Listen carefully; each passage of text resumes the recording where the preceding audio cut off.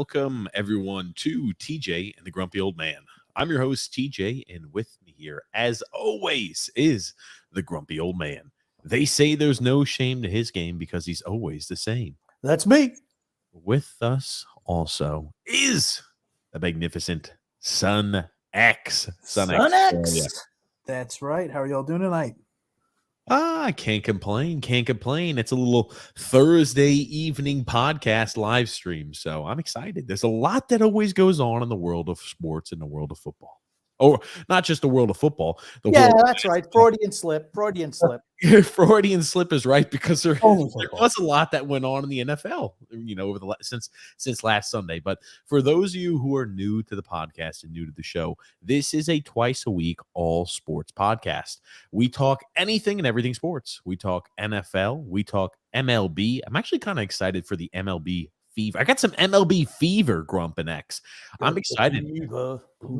It's around that time period where I'm like, oh man, I'm getting fantasy baseball right around the corner. I'm getting excited, right, Grump? We're getting excited there. We're seeing some NHL playoff action on the horizon, some NBA playoffs, March Madness in the full swing of things. You've got Euro qualifiers for world football. You've got anything and everything sports on this show. And so if you're new to the channel, we invite you to stick around a while. We invite you to subscribe on YouTube, to like on Facebook, and to follow on Twitter. And also, if you enjoy the content, the best way to let us know is, that's right, Grumpy, by leaving a thumbs up. Apparently, it helps the algorithm. It helps get mine and the Grumpy Old Man's word, and also Son X's word out to the masses. That is right. But tonight, we do have a lot to talk about. March Madness, right? The round of the Sweet 16 is going on today. One game very close, one game not so much, with another game coming up here this evening. We've got the NHL playoff picture we're going to be talking about. We're also going to be talking about some big trades made around the NFL that affect some of those New York teams, which is a large following or fan base, are those New York teams and New York fans. So we're going to talk a little bit about that. We're also going to go ahead and talk about the NFL draft. The rumors there that maybe it's Stroud, Bryce Young, I don't know. That's going to be the big talk of the town until the NFL draft begins. That's for certain. We're not even talking about it in my town. Really? Yeah, they're absolutely talking about it. Really? Yeah. That's a discussion every day at work. I haven't heard anything. Drafting. Who are the Panthers drafting? Oh, well, you should tell them to tune into the TJ and the Grumpy Old Man show. Then they'll find out. That's right. Oh man, but yes, it's gonna be, I feel like it's gonna be the talk of the town around the NFL. Absolutely. We're gonna be talking, as I mentioned, some world football. We got some Euro qualifiers that occurred today, some fun soccer to watch, that's for certain.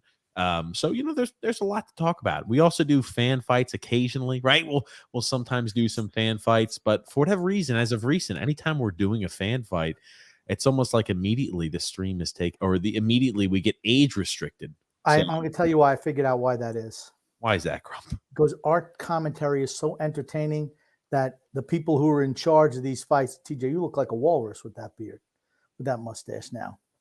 All he needs is those pointy teeth sticking out. If he dips his little face down, you see he looks like Andy Reid.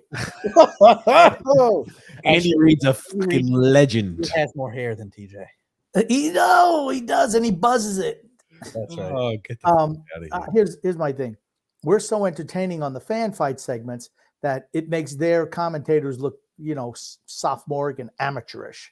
That's so right. they don't want a word getting out there. So they said, you know what? We're going to age restrict it. That could be it, Grumpy. It's us against the world. TJ Grump and Son X against the algorithm. YouTube.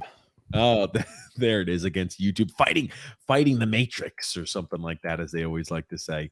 So there's a lot to talk about for certain, and it's just a fun time. I'm excited for the MLB. We're going to talk a lot of MLB today too. There was an advertisement, Grumpy, and I feel like this is the best way to start the show. There was an advertisement that came out with one of our favorite baseball superstars.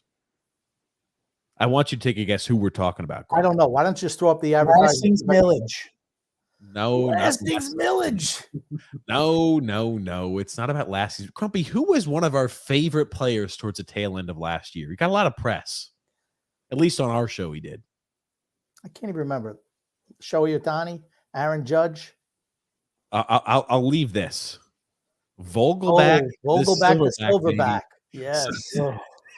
Look at how big his back. Look how rounded his back. He looks like a ball. So it's an ad that they're putting up about some of the changes they're making in the MLB. Watch the MLB because of the changes. They put up Daniel Vogelback's MLB steal attempts. He's never attempted a stolen base ever. And I'm sure as you can look, for those unfamiliar with Vogelback, he is quite a large human being. He's not a guy who's fleet of foot. He eats a cheeseburger every time before he goes up at bat. That's what I've heard. Is that what it is there, X? Yep. He's like the modern day Babe Ruth. Babe Ruth used to eat hot dogs every time before he went up to the plate. Vogelback eats hamburgers. I'm just going to say one thing about it. He makes Babe Ruth look like a swimsuit model. This guy is disgusting. That's putting it nicely, I guess. But I'll play this ad. It's a funny one for certain. And here's the thing, right? How do you grow the sport? By doing funny stuff like this and bringing like chicks dig the long ball. Bringing stuff like that back to this sport is what's going to help grow it. Laugh at yourself a little bit. Yes. Don't be afraid to laugh at yourself. It's so important. And it does, the players who are, I won't say revered, but certainly have more of a fan following, they're not afraid to laugh at themselves. Peyton Manning, right? Made those commercials, self-deprecating humor. Those are the guys who, hey, you know what? He looks like he's cool. Yeah, I'm going to root for him. And I'm dying to see this ad. You've really sold it up. Okay, so, I'll let you watch it. Oh, Jesus. These new bases are wider than the old ones. Is he focused on the size of the new bases? Now it will be easier to steal second base. How are we going to get picked off? Is he thinking about stealing second base? 7 years in the league. And he's never stolen a single base. Don't steal second base. The pitcher's not looking. I am not looking. I will say one thing. They should have had him at the end of the freaking clip successfully stealing the freaking base. That is what they should have done. It was almost a perfect commercial, except all I need was him sliding, his big body just sliding in the second with that hand extended and a glove going down to touch him. But just they should have had at the end find out next season to see if he steals the base or not. Found out this year or something like that. Something. Yeah. I like the ad. I like the way they were going. I could tell you one thing. Buck is not a actor. That is for certain. It was almost like when they put Nick Saban up there to go ahead and do like those Aflac commercials. I'm like, I've never seen somebody who's so stiff and rigid and doesn't have the gift of gab like Nick Saban out there on an advertisement. Same way with Buck Showalter. Okay, but none of them actually talked. Everything was a voiceover. Everything was a voiceover on that. Some people can read scripts well, and some people cannot. And Buck is not somebody who can read a script well. I mean, listen, that's the one thing. And remember, he's not an actor. I know. Trust me. I know. I could see the potential in this commercial. I could see the potential, Grump. I like because they're pushing this. Absolutely, Major League Baseball is pushing these rule changes, to evolve the sport. And kudos, and they have to do it. The World Baseball Classic, I know you don't want to talk about it, was an absolutely monstrous success outside of this country. Thank you very much. No one cares about it here, but around the world, I mean, Japan, I think they're still celebrating. Actually made it a national holiday. I'm joking. I'm joking. I have no idea. It wouldn't surprise me though. It's a big deal for these other countries and these, players from foreign countries. I don't think it means anything to Americans or to American ball players for the most part. We have the World Series. Yeah. I'm trying to pull up here. Yeah, I mean, Japan did go ahead and win the World Baseball Classic. Shohei Ohtani, did it end on a Shohei Ohtani striking out Mike Trout? Shohei Ohtani struck out Mike Trout. I think it was on a slider. Yep. Yes, Japan did win the World Baseball Classic. As long as it doesn't result in injuries, I'd be fine with them playing that in the wintertime. Because here's the thing. I do think maybe this, I don't know. I'm excited about the MLB. I'm not going to attribute it directly to the World Baseball Classic because I didn't watch many of the games. But I don't know. I'm just more excited to watch the MLB this season. I can't tell you the reasoning as to why. I am as well. For the first time in a long time, I'm excited about it. And I don't know why either. TJ, you don't have to lie to us. You were tuning in every single night. I was watching World Baseball Classic. That's right. Every single World Baseball Classic game. Or maybe I'm just excited to watch Daniel Vogelback or Vogelback steal second. Maybe that's what I'm excited about. We'll go back to Silverback. He has not even attempted to steal a base. That's the best part about this all. Why would he? I mean, the ball could go to the fence and he still wouldn't get to second. No, come on. You think that bad? I don't think he's a speed demon. Bet you if you told me the snack shack was open after the game, I bet you'd be able to get there fast. He'd be able to hoof it all. all. Grump needs to race. Oh man, hold on. We've got something that's sent by Drew Grump and NX, and I'll let you be the determining factors on it. Now the new stash has been getting some, I would say heat is probably the best way to classify. It's been getting some heat. Yours?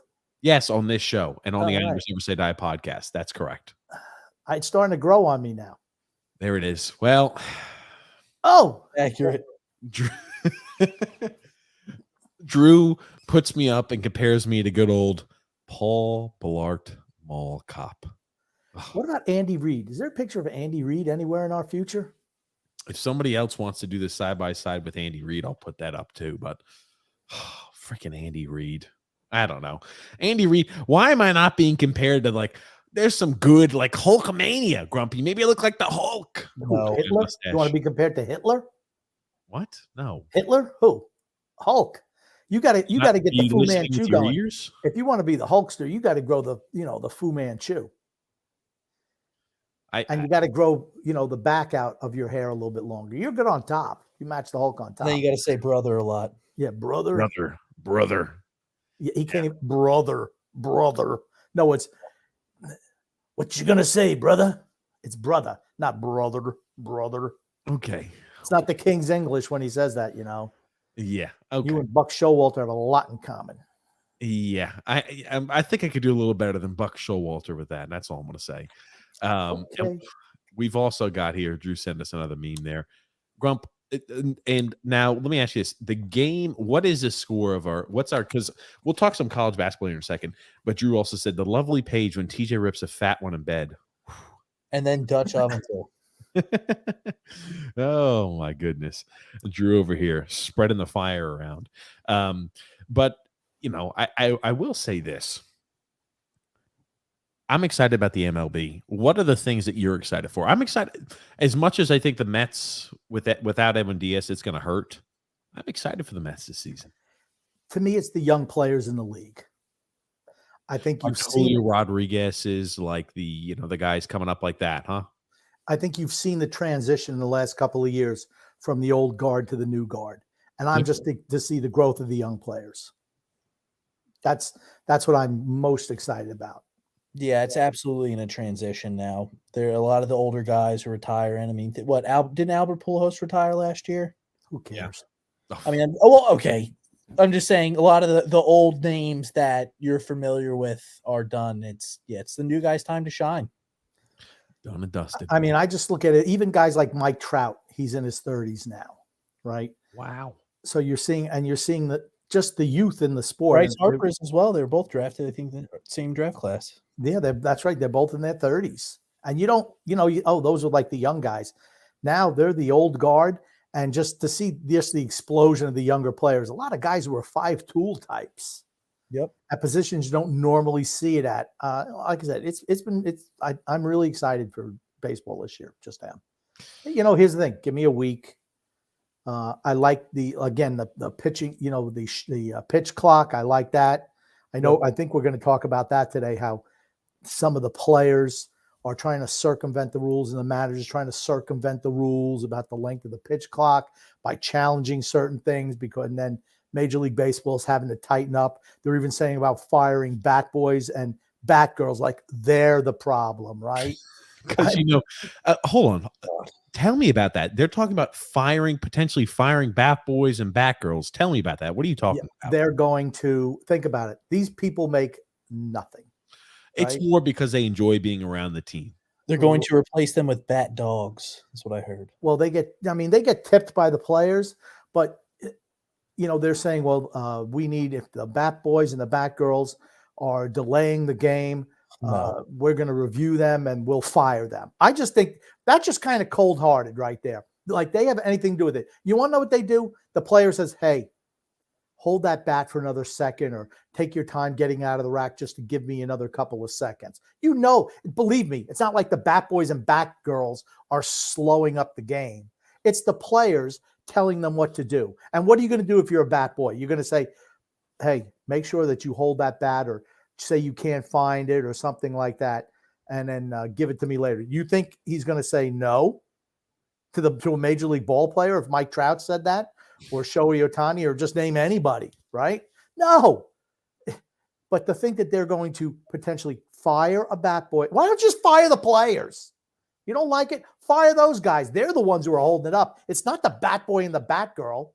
Yeah, that's what I was about to say, because it's like when you watch world football, where it's like you see the little kids, a little different but kind of similar. You see the kids who are like playing for when the hometown team's in there, and the ball goes out there in the crowd, and they're trying to slow things down, and the opposing team wants to throw, and like, hurry up with the ball. They're just kind of walking really slow. The ball's going, But when that son of a bitch, when they're down a goal or they need a goal, man, oh man, those kids, they're just sprinting, just throwing that ball and letting them immediately throw it in. And you see sometimes the highlights where they're like high-fiving and they're hugging the ball boy because they got it out there so quick and it helps them score a goal. You need to pull up the clip. There's a video of Joe Hart when he did not get the ball thrown back in, yelling at this one kid.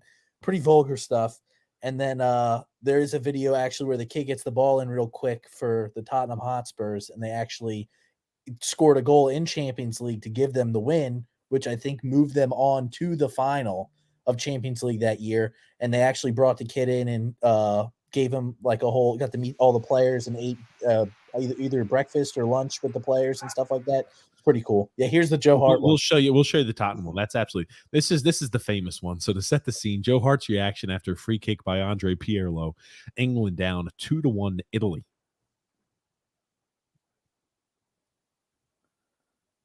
Okay, as soon as it pulls up there. It's offside. Jesus. He's lucky it hit the post or hit the crossbar.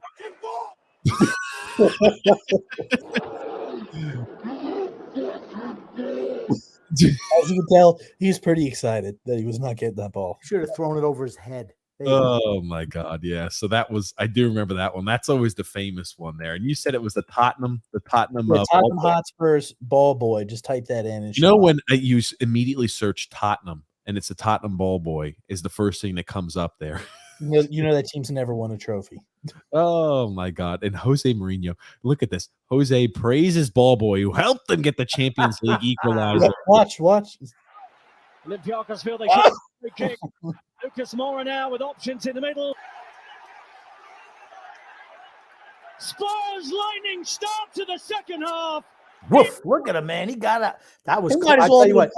I'm going to say one thing. I don't think he had. I don't think he had. You can't be offsides on a throw-in. Yes, you can. Absolutely, you can. He's got a foot in bounds. That's the problem. Well, they always. You cannot be offsides on a throw-in. This is before. You can be offsides on a throw-in. It's rewarded. No, he wasn't because the center back kept him on. Okay. You've got here. That ball's already in the air, but I assume he's in. Okay. I assume that's the guy who's keeping him on. It's rewarded. If that was Real Madrid, that would have been called. Incredible. Scoring the goal. That's part. Rubbing his little head. I don't think it's going to be that. I don't think there he is. They brought him in to meet the Champions League ball boy for a meal to meet the team. This kid is going to remember that moment his whole life. Oh yeah, he'll be like, yeah, remember that kid who threw the ball in? That was me. He's going to tell that story to his children, to his grandchildren, to his great grandchildren. The day that he got Tottenham into the Champions League finals. Do you want to hear something funny? Well, not necessarily funny, but something that is I wouldn't even call it ironic, but do you remember when Jack Grealish was punched when he was playing for Aston Villa, and a guy in the championship league, the league below the Premier League, they were like fighting for like a spot for promotion, and Villa was playing, and that guy came up from behind him and punched him in the jaw from behind. Do you remember that, Grump? I know. I do not. I do not. Christ Almighty, give me a I second. don't remember it. What do you mean you don't remember it? Huh? I don't remember it. Hey, X, why don't you try to remind us about that? I'm trying to pull that up here. Yeah, so I think it was I don't remember if it was mid-play It was against Birmingham City. A 0-0 draw at the time. I think the ball went out, and then a fan just stormed the field and cold cocked him from behind, right in the side of the face. And he went down, of course, and then they ended up tackling the fan. I think that was it. Who was Grealish playing for at this time? Aston Villa. Aston Villa. Yep, there he is. They suck. Yeah, this Quickly from the throw. The ball went out. Arrow angle. And put behind for a corner. though. The man who did that died. Oh, 38 years old. He won a passing. The only reason I brought that up because I'm like, they were playing as like the old Banta. As the individual apparently he'd always run into some problems at the matches, but he wound up dying at 38 years old. From a match-related injury? No, not from a match-related injury. Just wound up passing. Oh, okay. I don't know what he passed from, but at 38 years old, he passed. An iconic fan who was, I'm sure if we caught him on video a few times, I'm sure there was a few fan fights he probably partook in, just seeming that he would go on the pitch and punch a few as well. So he's I'm a sure. leader of the hooligans.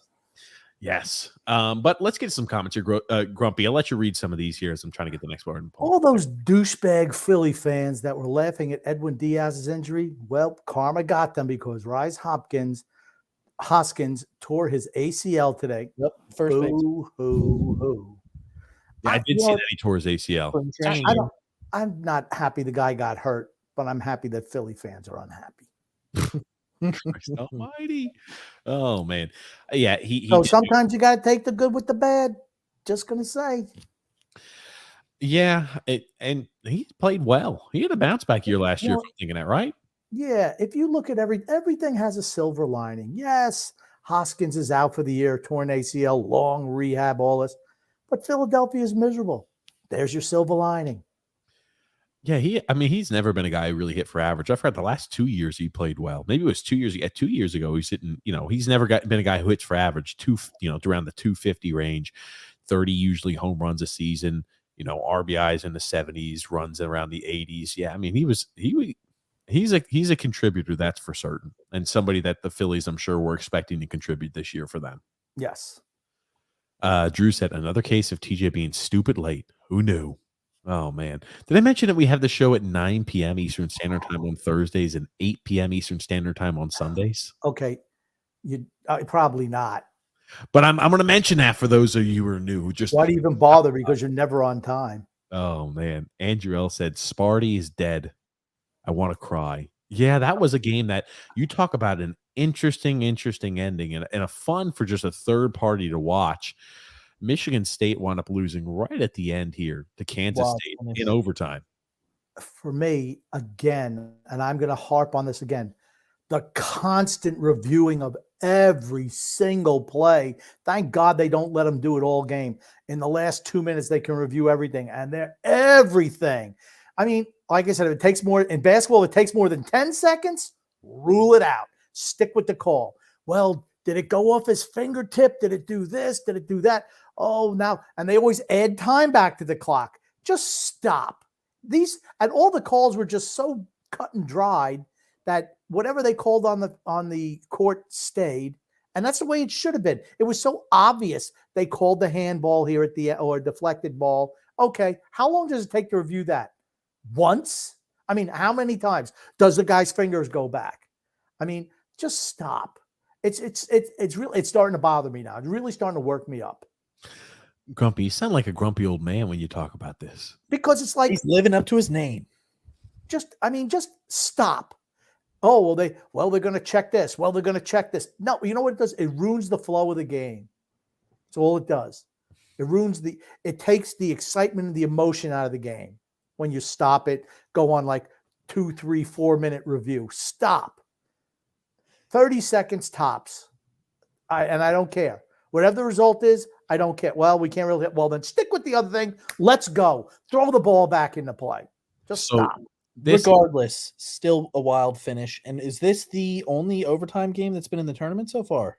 No, I think there's other ones. I think there have been other ones, but this is, the first, obviously, this was the first Sweet 16 game, so they started it off in fashion, that's for certain. And you could see in the top portion of this video, too, the second Sweet 16 game, I think, was a 7 p.m. Eastern Standard Time start. UConn just beat the brakes off Arkansas. Game, what time did it start? 7, you said? 7 Eastern Standard Time. It was over by 7:02. UConn's good. UConn's good. Watch out for UConn. Remember, we talked about this last show. Yep. The last 2 times that UConn made it to the Sweet 16, they won the tournament both times. Yep. So they've made the Elite 8, that's for certain. It's I still think my boy, the Zags, oh, I'm sorry, I don't want to jump the gun. Because we'll talk about that in a second. But at this point, Michigan State and Kansas State were both tied 92 apiece. 59 seconds left in overtime. I'll let you watch it here. Jerome Tang sets it up, going for the lob. That's a nice reverse dunk on that. That was a nice pass. But I'll tell you what, that kid, he had 20 points, 19 assists, the little point guard. He was launching threes from like the E in the madness sign and just airballing or missing. I'm like, dude, stop playing hero ball. It could have cost them. He was just launching. Just he thinks he knows what he's doing, this kid. I mean, and he played a good game, but it's like, dude, don't play hero ball. That's when you get in trouble. That play across the board was just, think about where little guy like this, and obviously wasn't expecting it. He just marks a dart for the rim, and he just throws it. I mean, he throws it through. It's just across the board a fantastic play. Well, I think behind the back dunk was. Look at this behind the back dunk is just. I mean, that's spectacular. I think 11 for Michigan. I'll let you go. I'm sorry. Go ahead, X.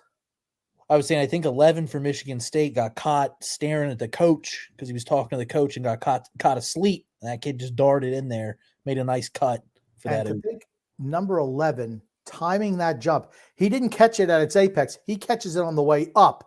Then he does his spin.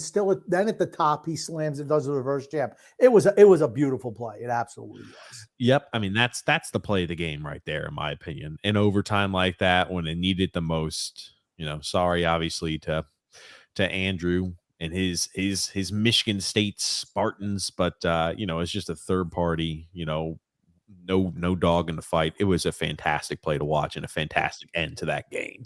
Yep.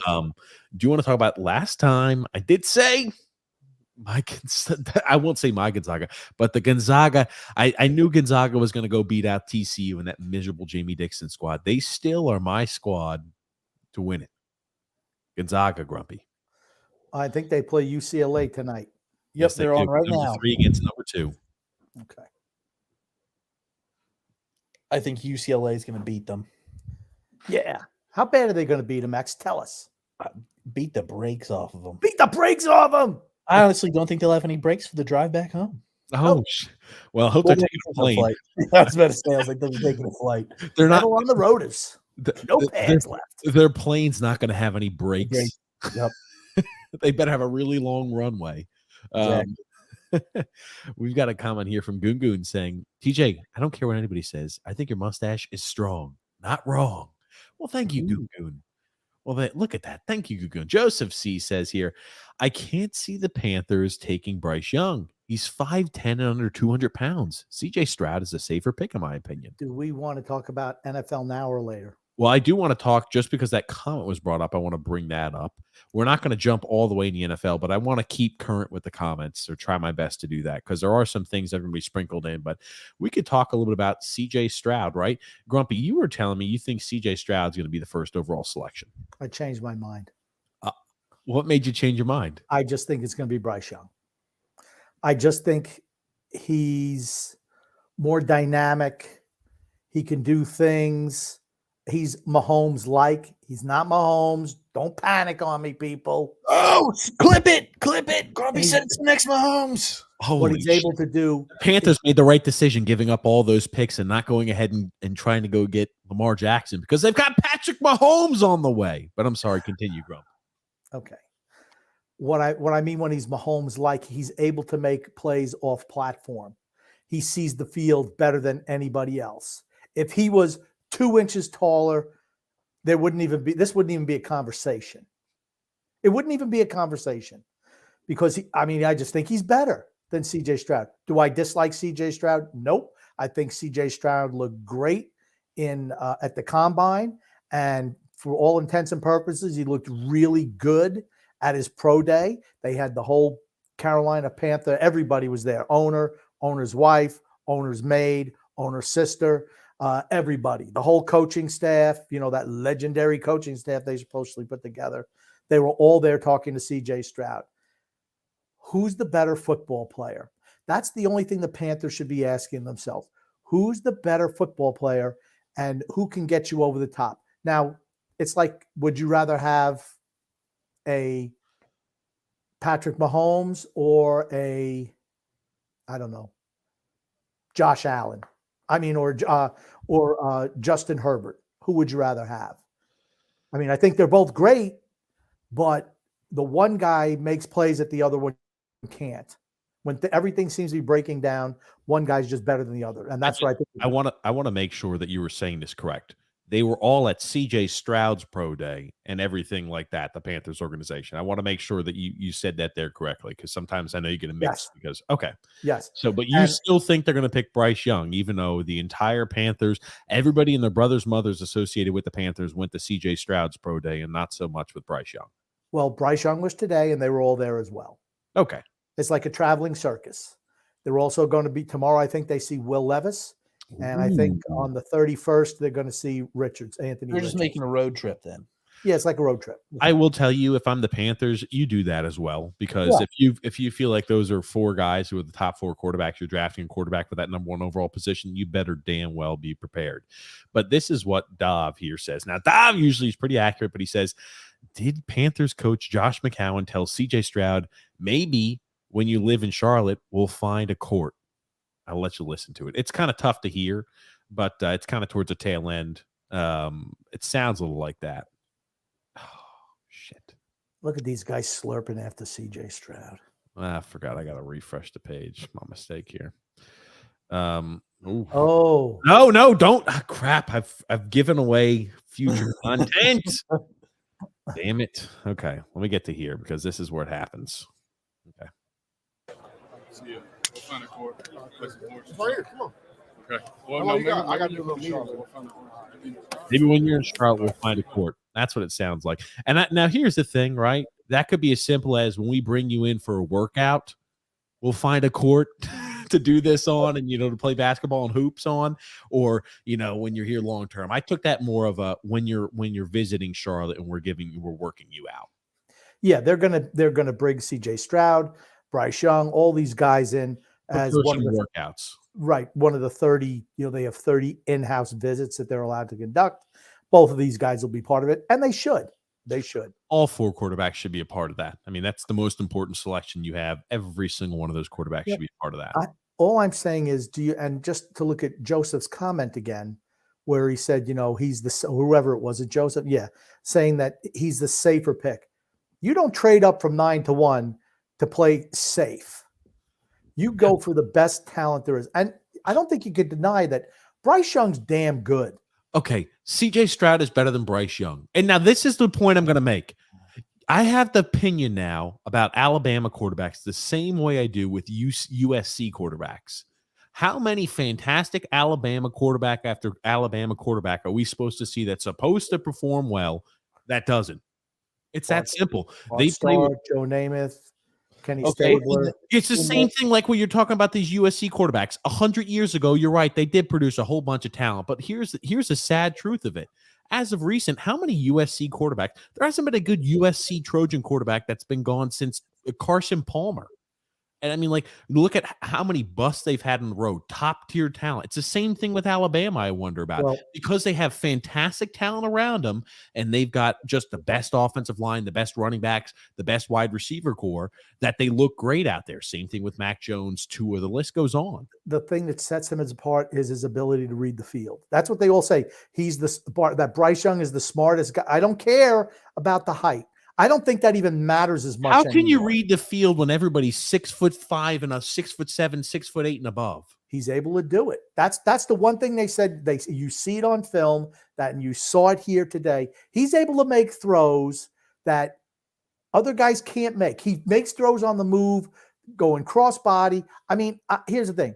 I was on the CJ Stroud train. I absolutely was. But the more I think about it, you go for the best guy.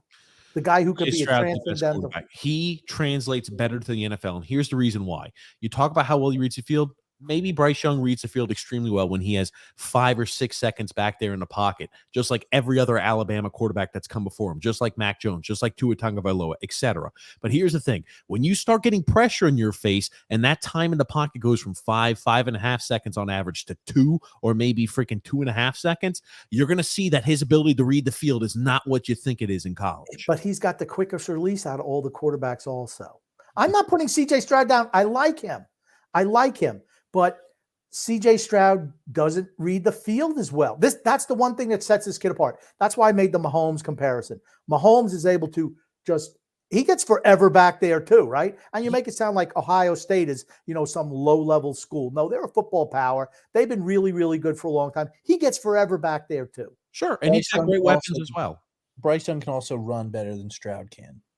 Yeah. I don't need my quarterback to be Justin Fields because Justin Fields is a freaking failure. He's going to be a failure quarterback because he's focused more on running the football than throwing the ball. Where did Justin Same thing Fields with go? Lamar Jackson. Where did Justin Fields go? Ohio State. Thank you very much. Bryce Young is definitely the man now. Thanks. Ah. You convinced me. Where did Tua Tagovailoa go, Grumpy? NFL. Justin Fields is the man. NFL. There He's you in go. the NFL. Goon has got a comment saying, who deserves the show MVP? TJ for doing a show right after returning from Alaska, Grumpy doing a show with COVID, or Son X for bravely telling the shirtless slide story. Okay. TJ's tossed out of the running because the returning from Alaska, that was on the Islanders Never Say Die podcast, not this one. So here's the thing. Everyone knows he's the least valuable member of the show. So he's out. Son X, he told the shirt, the slide story, but it's me. It's me. Christ almighty, that it's me. Well, I do want to show you a meme, Grumpy, that we got because it's about to apply to our situation. There is Drew had sent us a meme, Grumpy, and it's known that I do this occasionally on the show. I use the bathroom. That's as simple as that. I don't know what this is about to be because it's that crazy Ravens guy. I haven't listened to this yet, but I do have to use the bathroom. So I figured it'd be a good time for me to play this and then use the restroom. Oh my God. Dude, it's been 40 minutes. Oh my God. Okay, that's what he's doing. My God. This kid sickens me. What did he say? That's for you something? He said it was towards something. Hold on a second. Oh, man. This guy, play it again. Do we have to? That's for you, Xavier Howard. Oh, God. He's got problems. His parents hate him. They're like, you are not allowed to use the computer anymore. That's why he lives upstairs in the attic. I want you to talk a little bit about now. Let's talk some Jets football before I use the restroom. Now, Jets, and the Packers, things may have hit a little bit of a stalemate, right? It looked like there wasn't much talking that was being done between the Packers and the Jets this week, Grumpy, but I'm going to let you take this story from here. Okay. TJ's got to wander away as usual. No problem. They haven't spoken much this past year per Schefter. Green Bay wants a first-round pick. They're not getting a first-round pick for Rodgers. Just not happen. And that's not all they want. He also added the Jets getting a second-round pick for Elijah Moore has little to do with the Packers. Well, that's interesting because I don't think there's any way that the Jets are giving up a first-round pick for Aaron Rodgers. I know he had a broken thumb last year, but he's 39, going to be 40 years old. He makes $60 million a year. unless Green Bay is eating all that money, the answer is no for me. No, there's another option out there that they can go after, Lamar Jackson, where they could give him $50 million a year for 5 years, and he'd be just as good as Aaron Rodgers. Is Lamar Jackson as good as Aaron Rodgers? No, he is not. But when you see them trading Elijah Moore, signing McCole Hardman, and they say now they're on the precipice of signing Odell Beckham Jr., that tells me this deal is just about done. That's what it tells me. And it tells me that this second-round pick, they have now the 42 and 43. Those are the 2 picks they have in the second round. They're going to trade one of them to the Packers and then make a conditional pick the next year. That's what I think the trade will come down to. What do you think, X? I agree with you. I think that's what's going to happen. I don't think that Green Bay is going to get a first-round pick for Rodgers, but I do think they'll get a second-rounder, and then they'll absorb his cap hit.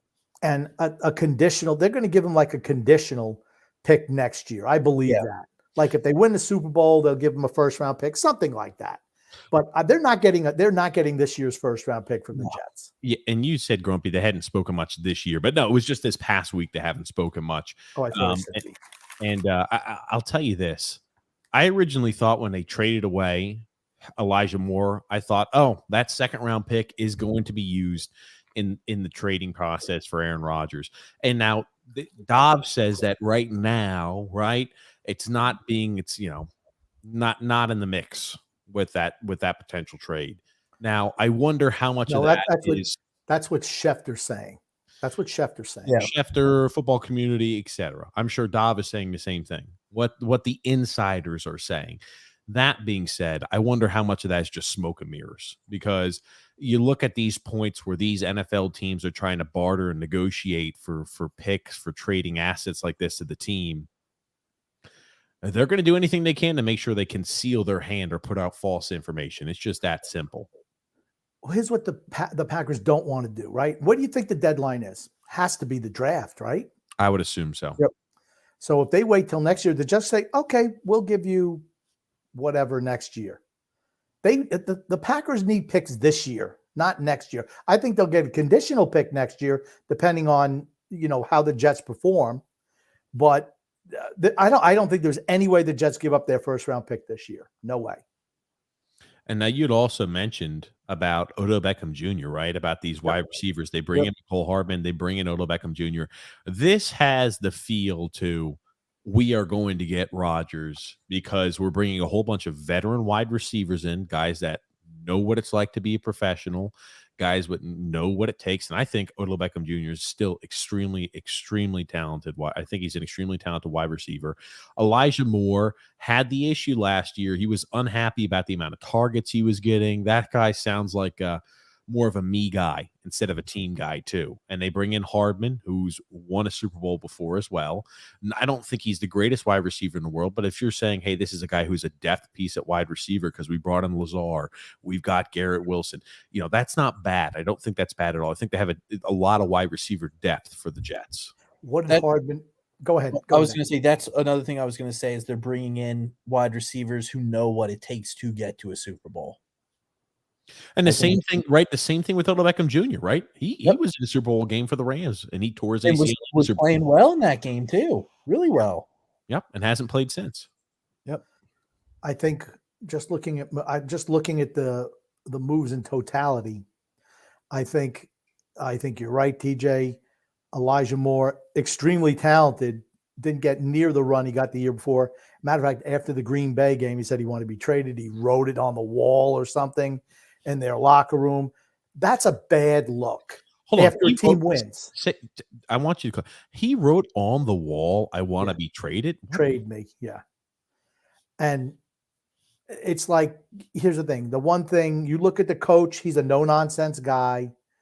The GM, same way. I just think that did not bode well for him going forward.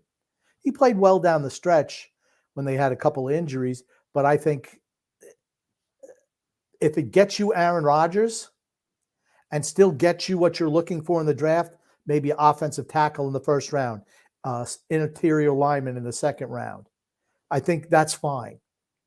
They also traded this year's third round pick. So they lost. I mean, I think that the trade itself, I think Cleveland won because they got the better player and they, dropped from 43 to 74, whatever it was. But they get a player who can actually play with Deshaun Watson. So, I mean, I think that's a good idea. But then you look at everything else in the totality, right? Odell Beckham Jr. would not have to be the number one guy here. You got Garrett Wilson. Then you have Alan Lazard, who has, he's worked with Rodgers before. Then you pick up McCole Hardman, and he's a guy who could maybe take over the role that Braxton Berrios played. You look at what he did in Kansas City. He ran a lot of those jet sweeps, getting him the ball in space because, I mean, he's got great straightaway speed without a doubt. But, that's why they give him the wide receiver screens. They get him the jet sweeps, all those little things to get him open in space. I don't think he's that great, not for a first-round draft pick. I don't think he's really panned out. But if he, as a fourth receiver, brings that type of stuff to the table, I think that bodes well for the Jets. Hold on. Who, Grumpy, as a first-round wide receiver has not panned out? McCole Hardman. I don't think he's been great. Pick? I think he was a first-round pick for Kansas City. I thought he was just like no, he couldn't have been. Was he? Second-round pick, maybe? It doesn't matter. I don't think he's panned out. I don't think he's panned out. Yeah, he was a second-round pick. Okay, second-round pick. 56. That's what I was about to say. When you said first round, I was like, hold on. Have I not been here? So, no. In my opinion, he's been number 2 or number 3 at Kansas City.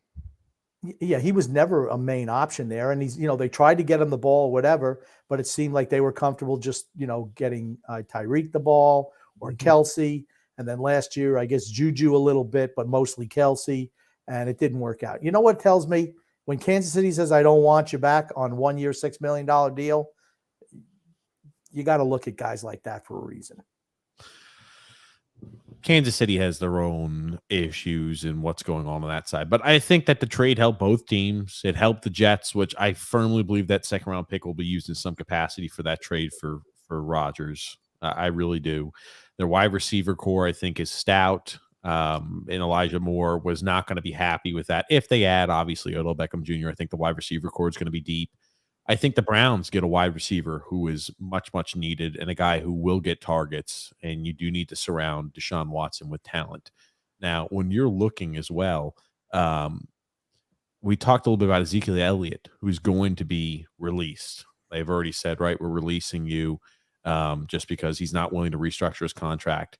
Apparently, Elliott has narrowed down his option to the Bengals, the Eagles, and the Jets. Now, I think the Bengals have next to no interest in him. Why would they bring in a guy like that when they've already got Joe Mixon, unless they want him? Because I think Giovanni Bernard is still under contract for the Bengals. I can see maybe Bernard's been gone for years.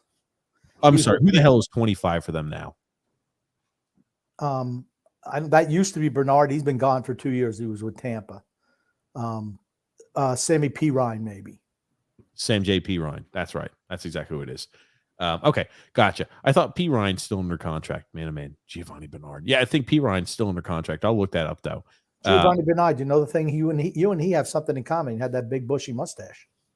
Ah, there you go. No, I don't think P. Ryan is under contract right now. So, yeah, maybe they're more of an active player in that than I thought. But I mean, he's obviously going to play second fiddle there significantly, and on any of these situations, except really the Eagles.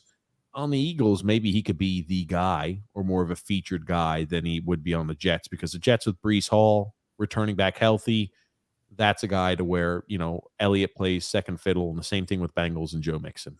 Well, I thought the Eagles was going to be the best team, best fit for him team-wise to go to.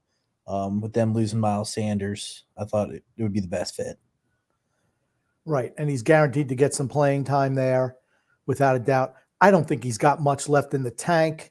I think he's more of a second string guy. That's why, for me, the Eagles, he'd probably get immediate run there. But he's even as good as Miles Sanders? I don't think so. Looking at the Jets, they have Michael Carter. He's more of a third down guy. You had Breece Hall, who's a 3-down player, and supposedly looks really good. Says he's going to be ready by the beginning of the year. But you know what? Maybe say they're going to be getting ready at the beginning of the year. Is he? That's a whole nother question. And the Jets are all in. The Jets are all in. So if you have some type of mix, maybe those two guys running, and then the same thing with the Bengals. You have Joe Mixon, who I think's contract is up at the end of next year. Maybe you bring in Elliott on a cheap deal, so you have two guys back there. Maybe that's the way they're looking at it. They can both catch passes.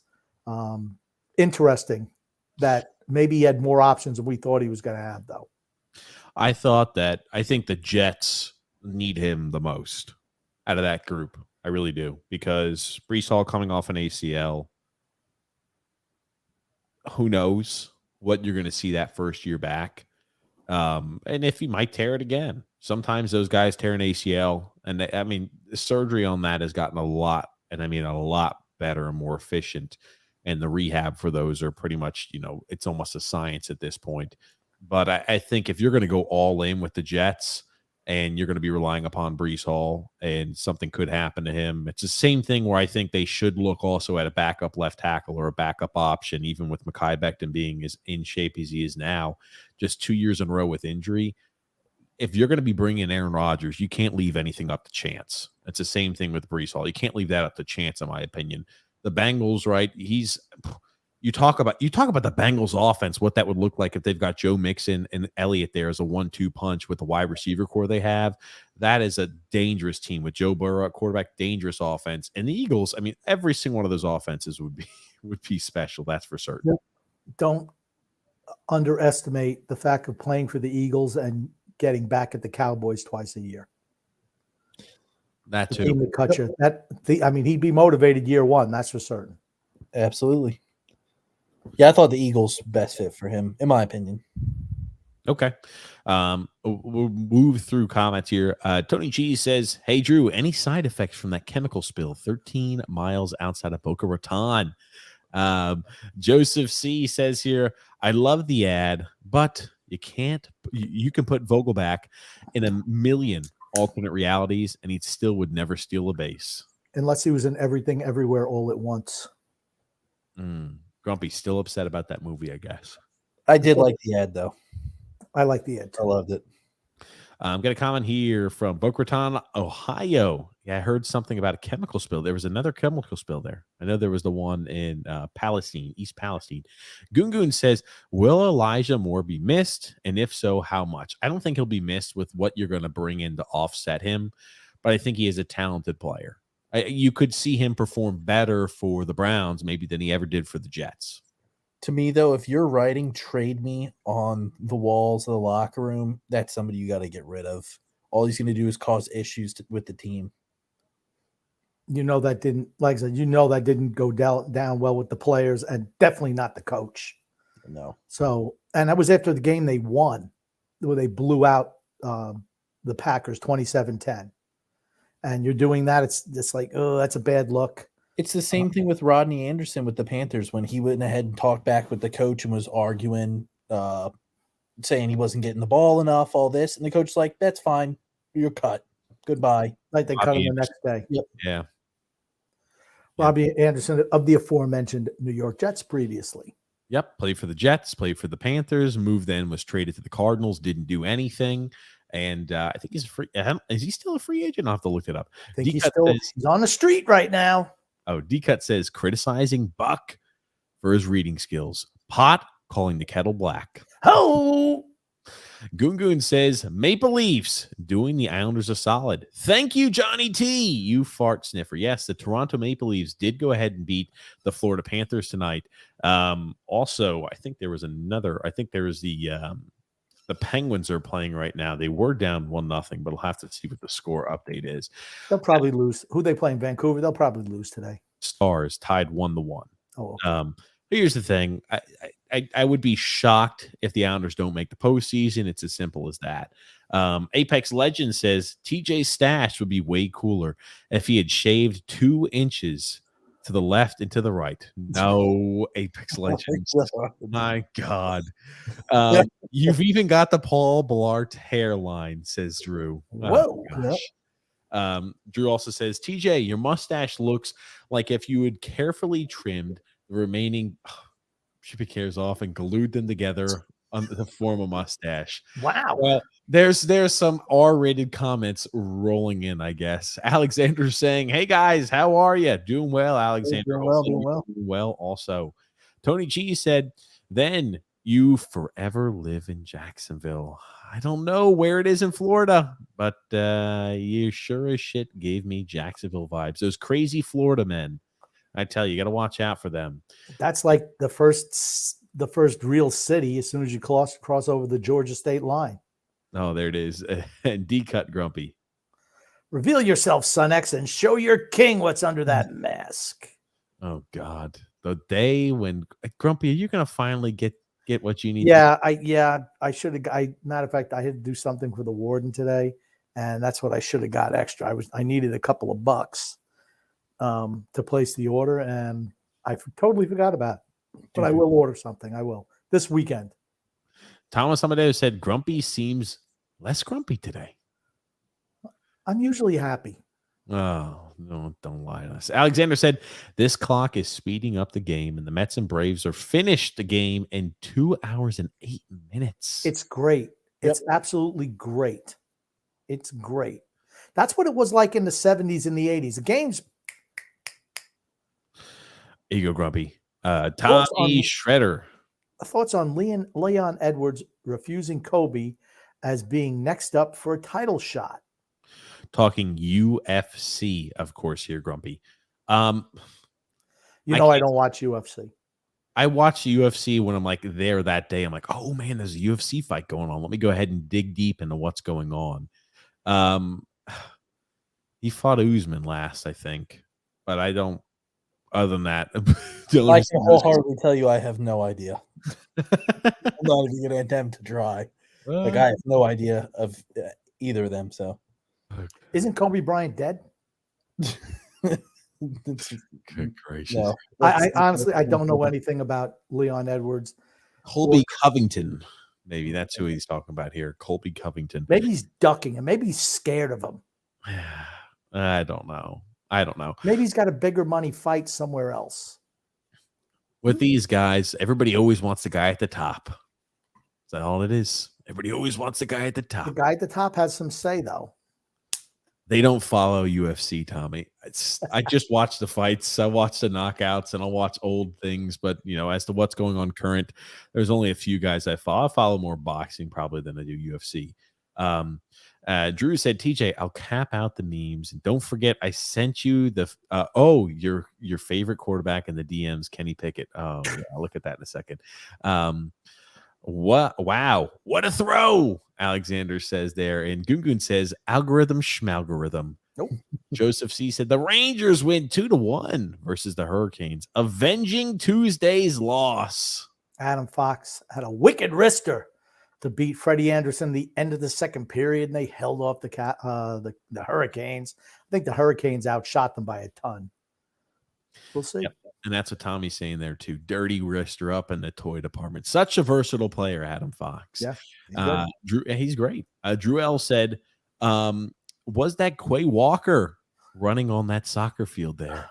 Oh, damn, Quay Walker from it was the guy from Green Bay did he push that medical staff out of the way, or what did he do again? I can't remember. Said, hey, medical boy, get out the way. How dare you try to help us out, you son of a bitch. They got in their faces, like the little medical staff. Oh, goodness gracious. I tell you, hold on a second. I don't know if I've ever seen that clip. You've never seen Quay Walker? I thought it was questionable at best. Joseph C. Grumpy, and I'll put this up in a second. Wonder how much money Andy Francis and his Patreon subs put on the Wild tonight, only for them to lose to the Flyers. Those scummy Flyers. Oh, goodness gracious. What is this? So it says, TJ, when Kenny Pickett throws for 200 yards and 2 picks in a game. That's what I'm talking about. That's why he's the MVP. That's why he's the GOAT. The GOAT. That's why he's the GOAT. That's when GOAT. I don't think you remember this. This is when when Kenny Pickett threw 3 interceptions in the game, he said, he looked great. I thought he looked good. Yeah.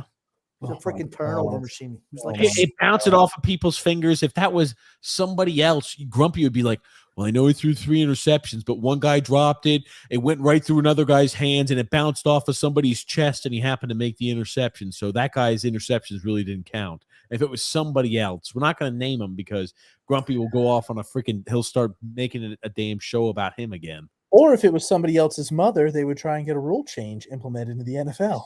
Who could that possibly be, X? Patty Mahomes. Yep, that is right. All I have to say is Kenny Pickett is a slot machine of failure.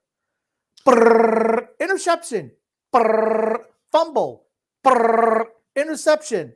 Brrr, fumble. Hey, we know he has good grip on the ball because he wears both of those those receiving gloves. Yeah. Sucks.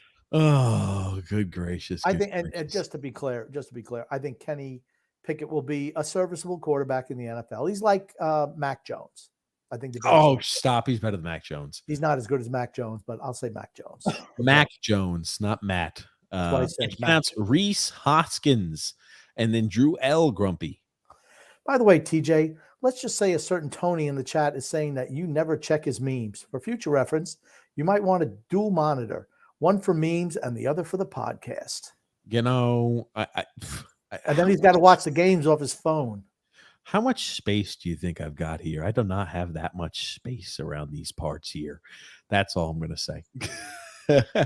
Anyway, next comment there, Grumpy. Fire TJ, hire D-Cut. Typical. That's a typical refrain I've seen quite a few times. And then Drew says, by the way, TJ, let's just... Okay, that was Drew. Okay, my bad. Tony Cheese says, laugh my ass off, Drew. I said he missed mine the other day because it probably wasn't good enough. Oh, Drew's a real piece of garbage. Joseph C says here, if Young was 3 inches taller and 25 pounds heavier, he would be a clear consensus number 1 overall pick, but his size has to worry teams about his durability. That too. I don't give a shit. You know what? I'm all about the talent, particularly the way the game is played now. If this was 10 years ago, okay, you'd have to worry about that. They don't let you touch the quarterbacks anymore. Well, then why does Tua get hurt every year? He's a unicorn of injuries. He's always going to say he's a unicorn of suck is what I thought Grumpy was about. I was gonna, but it had nothing to do with injuries, so I threw injuries of maladies. He's the unicorn of maladies. No, I mean, he's always hurt something else. What are the odds he lasts the year? What's the DraftKings odds for how long before Tua is out next year? How many games will he play? I wonder if they actually have that.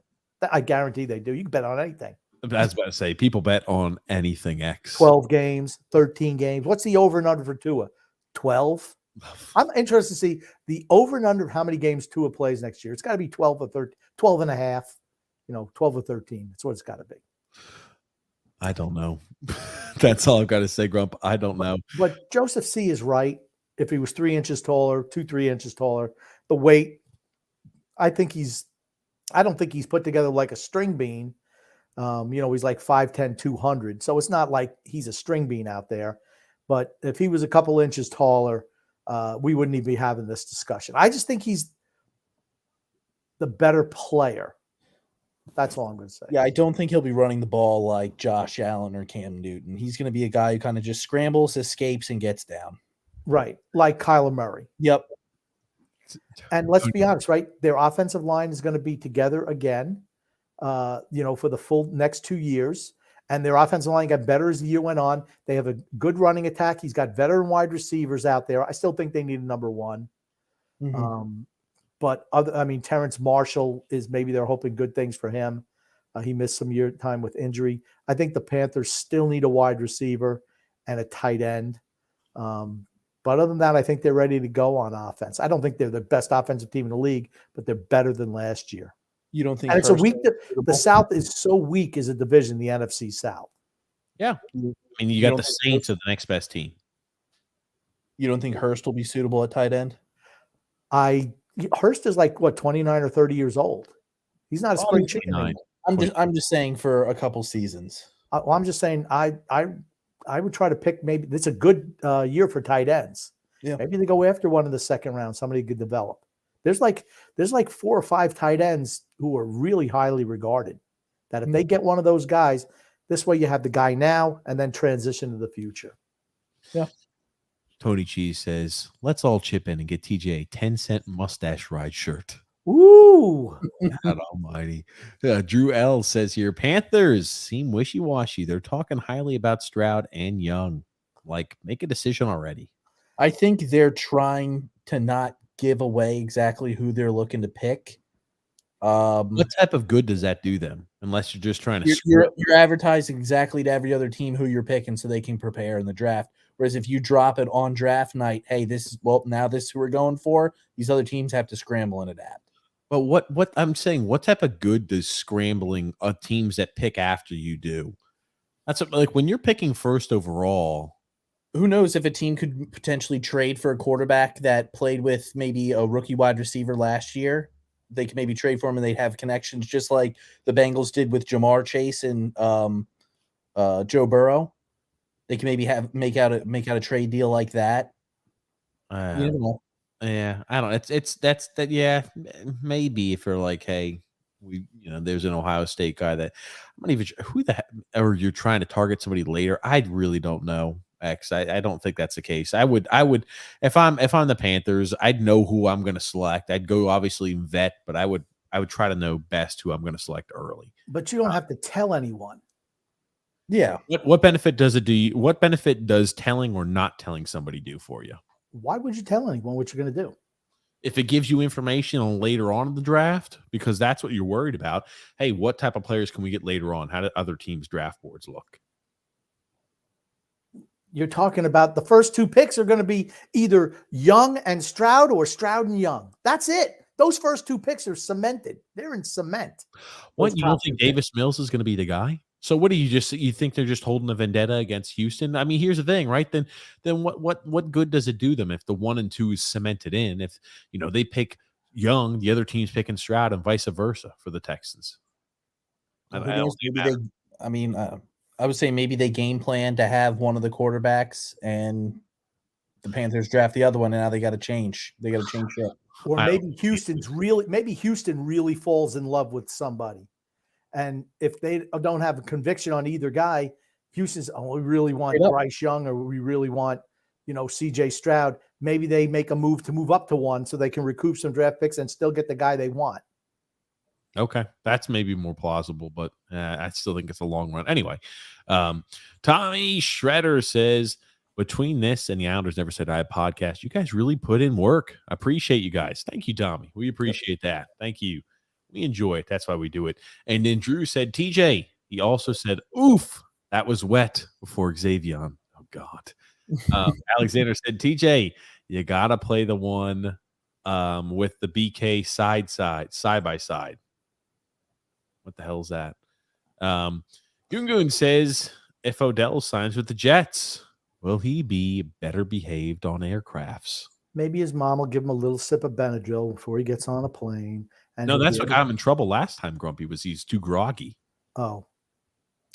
Maybe they just put him, put him in an animal cage and put him in the storage compartment. I mean, that's all you can do. I think that really hurt him. I think that hurt his market. Yes, I do too. I really do. Because I think so highly of him. You've always liked him. I think he's a fantastic wide receiver, and he's a guy who got hamstrung by playing with a freaking shitty quarterback in Odell Beckham. And then Odell Beckham is the shitty. I'm sorry, Odell Beckham got hamstrung while playing with a shitty quarterback in Baker Mayfield. That hurt. That hurt him. But you saw what he could do with the Rams. I thought he played better with the Rams, and he's a guy with. Think about the shitty quarterbacks he's played with in his NFL career. A finished and cashed out Eli Manning, a miserable Baker Mayfield, and he had the 1 year with Matt Stafford. And that's it. I mean, think about it. From the youth of his career, Eli Manning, to Baker Mayfield. He's a shameless me guy. He is. I'm not saying he's not. I'm not saying he's not. A lot of wide receivers are, though. Well, but sorry, you get no rope from me when you're an asshole. I'm just saying he's played with really shitty quarterbacks. I'm not like, oh, boo-hoo, oh, man, he's so sad. But I'm just saying he's not played with good quarterbacks. I don't know. If he didn't play with Eli Manning, he wouldn't be on the cover of Madden. because of that shitty pass that he made. There you go. Exactly. Yeah. Trust me, he's had his issues. I'm not trying to say, oh man, he's a martyr. I'm just saying he's played with some really shitty quarterbacks. It's like Larry Fitzgerald. I wonder what his numbers would have looked like with a legitimate quarterback for a long-term solution in Arizona. He played with Carson Palmer. He played with Kurt Warner. He played with the Hall of Famer. Hold on. Kurt Warner, what? 36, 37-year-old Kurt Warner? He led him to a Super Bowl. Kurt Warner, you're underselling Kurt Warner. He's a freaking Hall of Famer. And he's no good. Okay. Kurt Warner played with Arizona from 34 till 38. So he played there for 4 years. He played there at the tail end of his career. He was still damn good. Kurt Warner's a good quarterback. Okay. I like Kurt Warner, but remember, Kurt Warner, because of the Arena League, he didn't even join the NFL till he was 27 years old. Yeah. And he won a Super Bowl and how many league MVPs, and he's a freaking Hall of Famer. Okay. It's not like he's playing with a guy in the prime of his career, like Carson Palmer, 34 to 30. Carson Palmer, literally 34 to 38. So do you know how many years Larry Fitzgerald played in the NFL? 16. I'll pull that up. It's been man, I thought it was. And he had Kyler Murray too. Another great quarterback. Kyler Murray fucking blows. Phenomenal. X knows. He played 17 years. Larry Fitzgerald did. A lot of years. And 8 of those years were with quarterbacks that were 34 to 38 years old. Both really good quarterbacks in Carson. 34 to 38, that's 5 years. So that's 10. 34, 35, 36, 37, 38. That's 5 years. Okay. 5 years. My apologies. You guys, that's 10 years out of 17. And then you play with Kyler Murray for 10 years, 10 years out of 17 with guys who are fit towards the tail end of their career. That's the nicest way to put it. Okay, but they won with those guys. Carson Palmer got him to an NFC championship game. I mean, could you imagine what it would have been like with Larry Fitzgerald playing with a dominant Why don't you say if you just played with Tom Brady, right? You say that with a lot of wide receivers. No, I didn't say Brady's name, you SOB. It could have been Peyton Manning. It could have been Phillip Rivers throughout his prime. He never played with a quarterback in the prime. He played with freaking guys who were He played with a Hall of Famer. He played with a Hall of Fame quarterback. The Islanders had a Hall of Famer on their team just last year in Zdeno Chara. We're just going to leave out the fact that he was 44 years old and finished. Kurt Warner wasn't 44 years old. He was 34. He was 34 through 38. And he got them to a Super Bowl where if they don't turn the ball over and throw that interception the last 5 seconds of the open of the first half, they beat Pittsburgh. The Cardinals were a better team than Pittsburgh that year. Again, I'll make this very clear. Could you imagine what his numbers would have looked like if he played with a quarterback in the prime of their career and not two quarterbacks at the tail end of it? You could say that for any wide receiver, though. Some wide receivers have had fantastic quarterbacks to work with their entire career, and some don't. That's all. Why do you say that with Calvin Johnson? Oh, if he didn't play for Detroit, he would have had way better numbers. Detroit. He played with Matthew Stafford in the prime. Matthew Stafford sucks. He's a habitual loser. He's a loser. Oh, grumpy. Oh, we're getting off topic here. Anyway, Alexander says, I don't care who the Jets get. We're the best in the AFC East, says Alexander. Well, one thing, the Dolphins thought they had David Long locked up, the linebacker. Well, I'm signing with the Raiders. That's a loss for them. I mean, I thought that you get David Long at linebacker position, strengthens that position. Then you get you got Jalen Ramsey. I thought the Dolphins were in the driver's seat, but you lose Long. That hurts you a little bit. But everything for the Dolphins is about how long can Tua Tagovailoa play. Yep. When is he going to miss the games? Is he going to miss them at the beginning, in the middle, or at the end? Or maybe all three. Is he going to brush his teeth and get a concussion doing that? I don't know. Drew L says here, you know what games EA Sports needs to bring back? Thanks to the name, image, and likeness. Yes, the NCAA college football and even NC Dubs, even college basketball is a good game, specifically basketball and football. I've been missing that series for They are coming back. Yeah. Yeah. Yep. It's still a few years. They've been saying that for years. 6 maybe? Bullshit. They've been saying that for years, and they keep moving it back and back and back and back and back. They always have been saying that they're going to bring it back, but they keep moving the franchise further back. They said they're definitely going to make them, though. Okay. I'll wait until I have a game and a copy in my hand because the last one I had was in 2014 where Denard Robinson was on the front cover. I thought it was RG3. No. Okay. Denard Robinson 2014 was the last NCAA game. Okay. Carter Harbin's second round pick. What's up, Frank? How are you doing? Joseph C said, I want no part of Ezekiel Elliott on the Jets. The dude is completely washed. Yeah. I agree. My God, has the opinion on him changed overnight, I guess? I think it was after that block that he tried to throw in there. He's been done for the last couple of years. Pollard's been the better blocker. He's been the better running back the last couple of years. Yeah. B. Ryan, free agent, says Alexander. Frank says packing, going to Florida tomorrow for family members' 80th birthday. Can't wait. Oh, Hope you have a good time, Frank. Sam J. P. Ryan, I remember signed with somebody else. Oh man. P. Ryan is with Denver. The Eagles could use Ezekiel Elliott, considering we all know Rashad Penny will get hurt by week 6 again. Yeah, Rashad Penny's he's just injury prone. He's a really good back, but again, another guy who can't stay healthy for the full season. Just can't. Tommy Shredder said, "Did you guys see that weird shit Tyson did with Hasbulla?" Yes. Looks like he tried to nibble his ear. LOL. Pull that video up. I don't think that he knew that he was actually like 21. I think he thought that he was legitimately like a baby. Hold on. He's like giving him like kiss bites on the ear and is like kissing on the head and stuff. I think he thought he was a child. Hold on. Tell us, how did, because actually you seem like you've seen this video. I have not. So thank you, Tommy, for bringing this up. Okay, X, when I tell you to prepare stuff for the podcast, you didn't think something like that would be funny? Dude, I send you tons of stuff and you just never use it. Oh, stop. You didn't send shit, X. Okay. Sure. So how did they run across each other? How did Hasbulla and Mike Tyson? I think it was on his podcast. He does a podcast. I know he does. Okay, so it was on the podcast. Mm-hmm. Who does, Hasbulla or Tyson? Tyson. Oh, God. He eats handfuls of mushrooms. Or at least he does on the Joe Rogan podcast. He definitely does. He's under the influence occasionally, but Mike Tyson, I like Mike Tyson. I like when he does podcasts. I like Mike Tyson. I do too. He's a good guy. He's changed from what he was when he was younger. Yeah. Okay. You don't remember what he used to be like. Oh, what the hell? Oh, look, he is treating like he's a kid. Never in a million years thought I would call a 20-year-old. Oh my God, I don't want to hear some shit like that. I want to see him nibbling on the ears. Okay, here we go. Not gonna happen because I'm the best at this.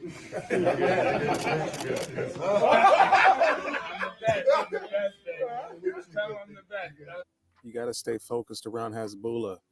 His right hook has been known to knock out people twice the size of Mike Tyson. Is this? Oh, we took off the gloves, the little fella. I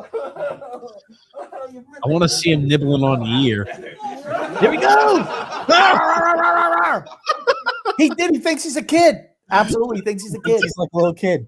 No, that is exactly how he picked him up. He thinks he's a little kid. He thinks he's a little boy. Something wrong with a 5-year-old.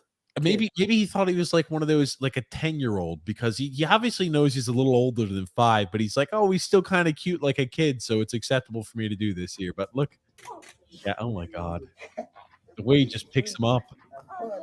He's like, you should pull up. There's another video of him meeting Mickey Mouse. Hasbulla. oh! Oh, he takes the hat off to get to the ear. Just because he's not that he tall. got him with a couple in there. Damage. And if you have a problem with Hasbulla, you have a problem with me. Well, I don't know. That guy talking about it. Who's this? I do want to see him eat and nibble on these ears. My God, look at this. Oh, he went like, yeah. Pull up the one of him meeting Hasbulla meeting Mickey Mouse. We don't care about that. Okay. Yeah, the Hasbulla guy. I know X likes Hasbulla, and so does X's significant other. They're like, how does she pronounce that name? Hasbulla. Hubala. Hubala. She likes Hubala. But yes, my God, that is I don't know how to describe that, Tommy. It seems almost like he I thought think he thought he was a kid. Yeah, That's the way he handled him, like he was a little kid. Gungun said, "Is Son X in danger of being cut from the show due to his inability to show his sexy mug?" Yes, if Son X can't get to show himself soon, he's gonna be gone. I almost like it. It's almost like it just needs to continue forever. Son X just needs to be like this. I'm almost like, don't even get him a mask. The man of mystery. The man of mystery is right, Grumpy. I'm almost like he's kind of like this is just him now. Son X, I'd like to inform you, it's not Robbie Anderson anymore. It's Chosen Anderson now. That's be a joke. Did he actually change his name? Yeah, he did. No. Yes, he did. Oh, man. You know who's not choosing him? Any of the NFL teams. Joseph C said casual Adolf Ruffles on the show. Yeah, you can thank Grumpy for that one. You can't be doing stuff like that, Grump. That's one of the big no-nos of YouTube. You can't mention that guy. He's the guy. He's here, like, yeah, there you go. That's better. Say, What guy? Right. Here we go. Odds that we get age restricted today. Who knows? Because Grumpy, he's typically started off like that. I'm like, come on, Grumpy, gotta do better than that. It's like I tell him, like, there's certain things you can't do on this type of platform, Grumpy, but he still does them anyway. Shay said, "Grumpy old man, I said that Alvarez was not ready defensively to be in the big league roster. I was right. I wish I was wrong, though. I watched more Mets minor league games than major league games, and I know what I'm talking about." Never said you didn't, and he was sent down to their relay team. Oh my God. Okay, but who's the catcher that they signed? They signed a guy you know he's going to be the starter. It's not like he was a benchy. I cannot remember the name, but I forget. Navarro, right? I don't know who it was. I forgot. But he's a guy who's played in the league, been a starting catcher in the league. So it's not surprising to me. Okay. Navarez. Joseph C. said, "Drew, I want to send you my condolences for the Knicks losing 3 in a row and losing to the hapless Magic." Drew saw that game when they went to the Miami Heat yesterday. Oh, man, that must have been terrible. Bet she was all there in his little Knicks paraphernalia, his little Knicks gear. And they get rolled by Orlando. Oh, man. Jesus, I'm not sure if you happen to see this talking about because we're kind of up. We got a few comments still to catch up on, but I want to talk about this. Cam Newton happened to throw at the Auburn Pro Day. I'll let you watch. He was obviously very excited, but I'll let you watch him. Tell me how these randoms keep getting jobs. Don't worry about it. I'm going to show you. I can't wait to show you. I love it. I love it. Picked.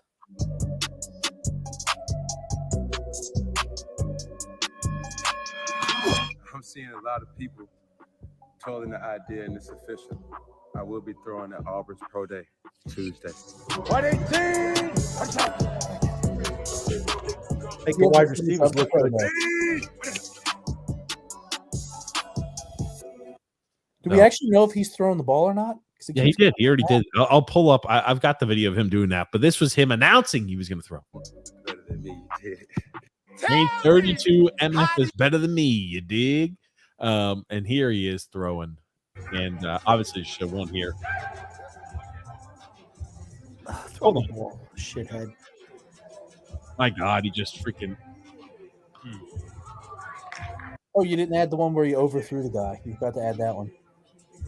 I just picked one random one, but yes, he was throwing at Auburn, and I guess it's just showing you he could still scramble around and still launch it down the field. Again, yeah, but the problem with him. Look at the mechanics. Yes, thank you. It's always been the problem. Yes, it's all the mechanics.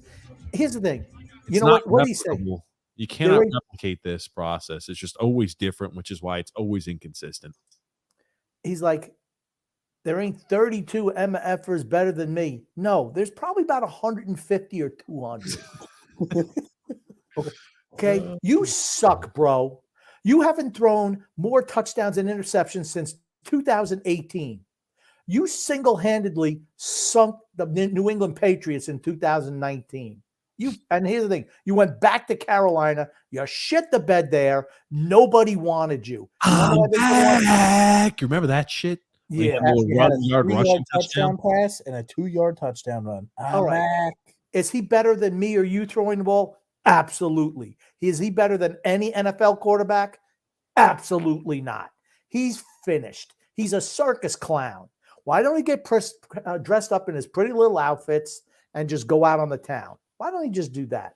He looks like a guy, if you just looked at him and hear him say that, he's in freaking denial. I think he has nothing to fill his life since his failed NFL career. What else is he going to possibly do? He's still trying. You weren't even good enough to be a backup last year. And don't tell me it's because people don't like you, because everyone says, even New England, great teammate.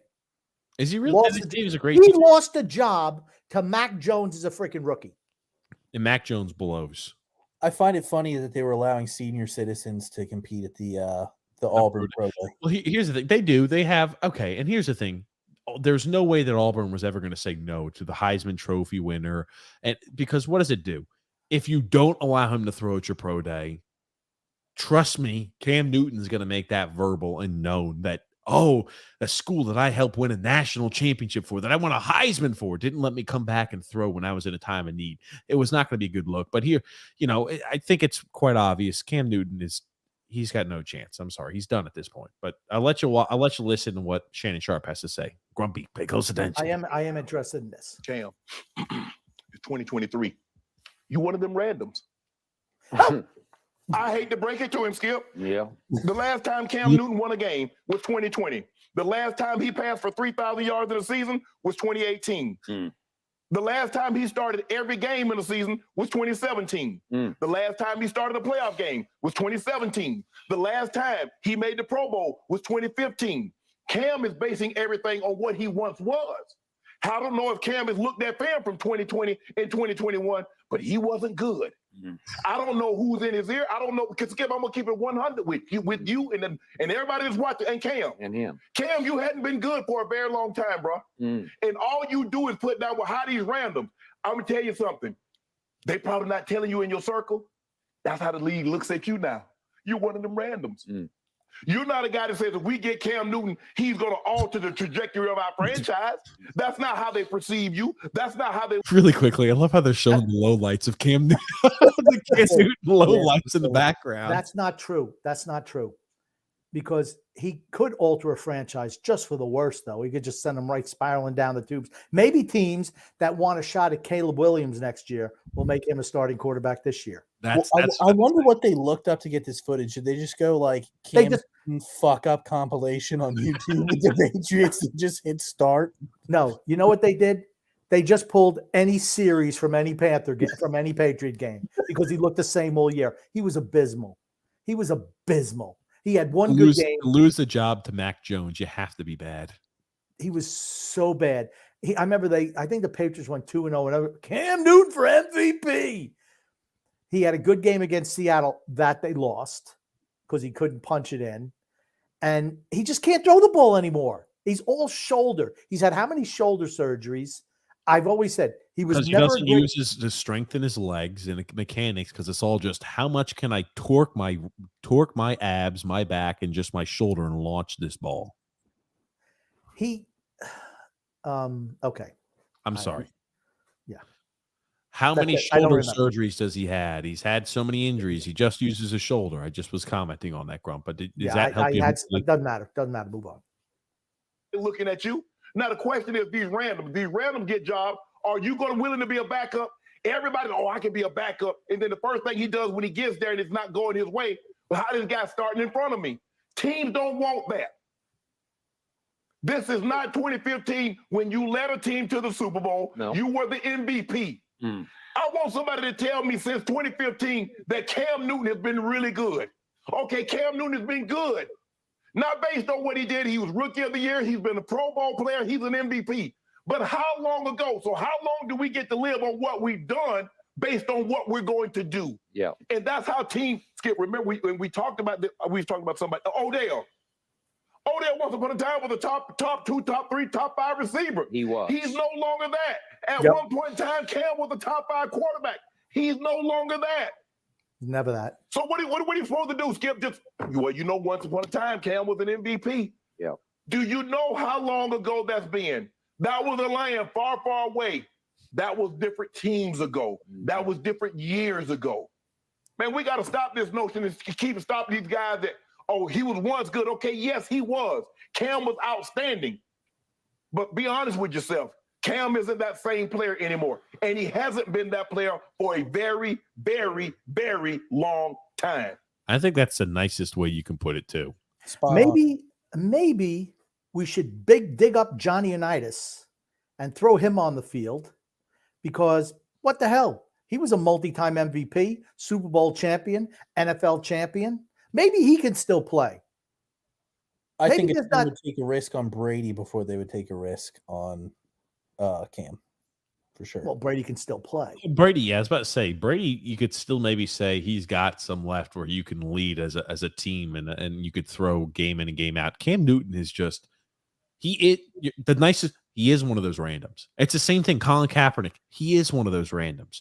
Sam Darnold, he is one of those randoms. All the guys that are just career, they're not going to be able to do it anymore.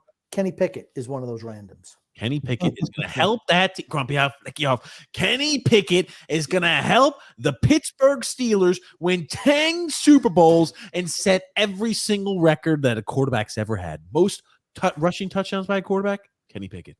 Most passing touchdowns as a quarterback, Kenny Pickett. Most wins as a quarterback, Kenny Pickett. Most Super Bowls, Kenny Pickett. Kenny Pickett might have 10 or 12 Super Bowls, Grumpy. Okay? You don't sleep on the Kenny Pickett. Maybe so. We'll see. Then you wake up. Tony G says, yeah, John Tavares looks like a dude that has a weird fetish, like fart sniffing. Yeah. Okay. That's nasty. Drew said, it's all good. Our best player was hurt today. Oh, no.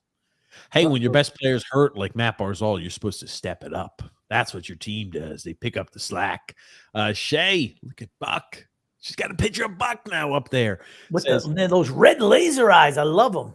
How about the Mets pitching prospect, Mike Vassell, today? I thought he was impressive. I didn't watch the preseason game today, so sorry. But I have to maybe see what his numbers were. He struck out Ronald Acuna Jr., Matt Olson, and Eddie Rosario. He also got Michael Harris to hit into a double play. He's pitched in 78 minor league innings and none above A ball. Okay. He will not be up with the Mets this year. Yes, I'd say he'll be down there. He was also great and a nice guy, which makes this better. Even better. Yep. Well, there it is. Drew L says here, since this is a New York podcast, I would like to inform you that Pizza Hut has decided to make fake New York pizza as well as sell their pizzas. As a way to sell their pizzas. I'm sorry, as a way to sell their pizzas. The New Yorker is what it's called. Probably tastes like moldy cheese. Drew, they have had that pizza for years, just to let you know. The New Yorker? I've never heard of that one. The New Yorker, they've had New Yorker for years. God. Years, I tell you. Okay, hold on a second. It's not Joseph C. there, Grumpy. One thing I don't like about our farm system, Shay, is the lack of the top pitching prospects that we have. I don't know if he's talking about the Mets or the Yankees. I got a message here, Grumpy. And jeez. Somebody says I look like this fella. Oh my God. What's with the Keanu? He's got the Keanu Reeves hair behind him. Yeah, Keanu Reeves is behind him. Who's on the other side? Hold on a second. Let me see. This is this guitarist from a heavy metal band, Mastodon. Oh, Mastodon. Okay. I wouldn't have told you that. I wouldn't have known that. Yes, I was about to say. So a little music to the ears.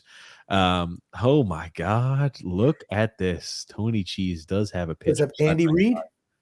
I'd say it kind of looks a little closer to Andy Reid. Honestly, when I took a look at this, Grumpy, I was kind of thinking that somehow Tony Cheese, his job, he talks about how he works in, like packing, shipping organization. I don't remember Tony Cheese. But after I looked at this picture, I'm like, Tony Cheese has to work in some sort of digital editing or something like that. And he's been just hiding this talent from us, Grumpy. When we look at this picture, I'm thinking that this is kind of spot on. The only thing that would make it closer to this is if defensive back Cooper's head was posted on top of a Lastings Millage card. That would be piece de resistance, Tony Cheese. It was close. This is like a 9.5 Beckett graded. We're really, really close. We almost got the perfect 10. Very close. X, do you have any comments on this before I go off on it? Is that a pickle on his lip? It is a pickle. Thank you very much.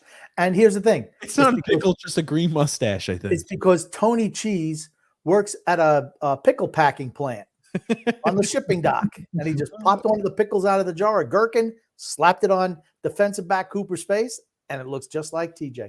I need someone to find TJ's picture with Andy freaking Reid because their mustaches look really similar. Oh, my God. Jeez. Or how about Sam Elliott? Sam Elliott. Who the hell is that? Sam Elliott. He's an actor. Okay, give me a second here. That's the guy who's on The Ranch. He's on the show The Ranch. I think he was on The Ranch, but he's been in 100 other things. Sam Elliott. Once you see him, you know who he is. He has like the very deep voice. Very deep voice. He was. In the shit! This is the guy in There Will Be Blood. He was in Road. It's not the guy in There Will Be Blood. That's Daniel Day-Lewis. This is Sam Elliott, Grump. This is the guy in There Will Be Blood. No, he's not the guy in There Will Be Blood. There Will Be Blood. Oh, it's Roadhouse. Yeah, this guy's also in There Will Be Blood. Yeah. There Will Be Blood. He was not in There Will Be Blood. Okay, he grew his hair out after the role right here because, yeah, for certain, this is the guy in There Will Be Blood. This is him right here, the oil baron. That's a little bit of a different hairstyle. That's Daniel Day-Lewis for the third time. No, this is There Will Be Blood. Give me a second. Bring up Daniel Day-Lewis. Look up There Will Be Blood and see who was in it, TJ. Here we go. Look at this. Samuel Elliott, There Will Be Blood. Okay. Yeah, Daniel Day-Lewis. Yeah. Now he looks like Sam Elliott's ancestor. There you go. It's not him. I told you that. He's Sam Elliott, Grump. Why are you questioning me on a movie question? Don't question me on media, Grumpy. You notice how when he's wrong, he cuts it out? Yeah, just it's like it never existed. We couldn't find it. Never existed. We couldn't find it. Yeah, Sam Elliott. No comps. Daniel Day who? Daniel Day-Lewis? I don't know what he's talking about. Oh my God. Shay, Grumpy, I'll let you read that. The WBC games were so fun. Absolutely electric. I love these games. Players and fans are into it. It's so fun to watch. How come they didn't sell out the stadiums? I mean, the games were held in Miami, right? No one went to them. It was like, what, a quarter full? They weren't filled up. Certainly not the early games. I don't know about. I did watch. No, did I even watch? I wanted to watch the ending of the game, and I'm like, oh, it's over already. No big loss. So this I want to show you. Shay sent this to us. Apparently, trouble coming. I'll let you watch it, and there I will tell you. I'll preface this by saying there was no penalty called on this play. Looks like interference from somebody to someone else. I'm just saying their heads are up. Both heads are up. It looks like he has the puck. I'm going to tell you what it looks like. Is that Marchand? I don't know who the hell that is. It almost looks like the outline of his nose that it is Marchand. Okay. It almost looks like Marchand is there. And there's your little gazelle, number 71. He's kind of standing there. His knees are knocked in a little bit. His stick is down. He's like, oh, no. What do I do? I'm interested to see what happens here. Hold on a second. I'm going to pull up who the hell that is for the Canadians. Number 71. Gary Gazelle. Bait. Jake Evans. Andy the Antelope. Here's your Jake Evans entering the field of play. Boom! Bye-bye. Yep, it was Marchand. It absolutely was. Look at he hooks him first. This is like the good old freaking the freaking Bruins. I was about to say the Bruins from the old days. Boom. Look ahead. He's skating a little too close to him. Let me hook Evans here. No penalty because it should have been a hook. Then it should have been interference. The worst thing is the zebra's looking right at him. Or they maybe don't give a shit. They're getting ready. They're getting ready not only to officiate some playoff hockey, but the Bruins are getting ready for some postseason hockey. Maybe it's just warm-ups. That'd make it even worse. It literally looked like tag team wrestling, like when their partner comes out and he's not supposed to, and That's just right. absolutely obliterate one guy. And the crowd goes, boo, because these are the evil guys. Whoop, bam. How do you not run Marshawn after doing that? I would just steamroll him from behind when he's at the boards not looking. He's a little Because the piece Montreal of shit. Canadiens are not a tough team. I just steamroll him, cross-check him right in the lower spine. Marshawn is he's a freaking rat. Because that guy, I tell you, when you're a rat, you survive because you get beaten up a bit, and he's been through the freaking. Look at this, just Put a little sniffy on the boards to get him over there, and then run him from behind. This guy did nothing to fight back, though. What's his name? Brock Nelson? Jake Evans. Oh. Could be called Simon Holmstrom. Could be called Pierre anything. Engvall, Brock Nelson, Simon Holmstrom.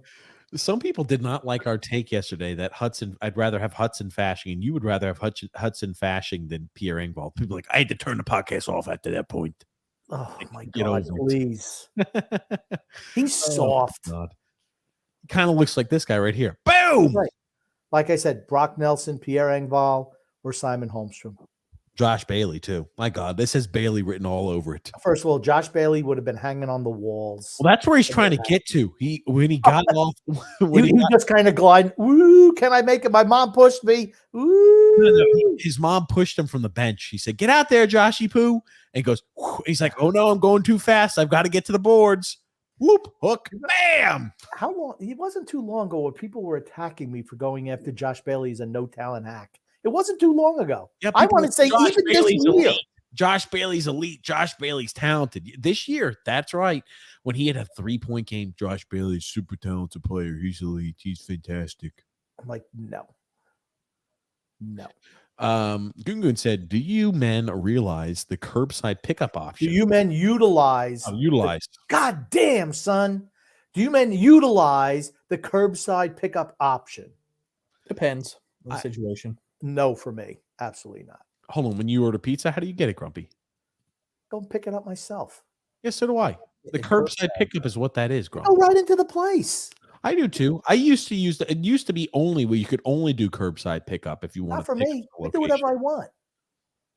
At Domino's, they used to require you when COVID was going on. You were not allowed in the store, but you could do the curbside pickup if you wanted to pick up at Domino's. So you had to do curbside pickup. I cook at home. Grumpy stayed at home.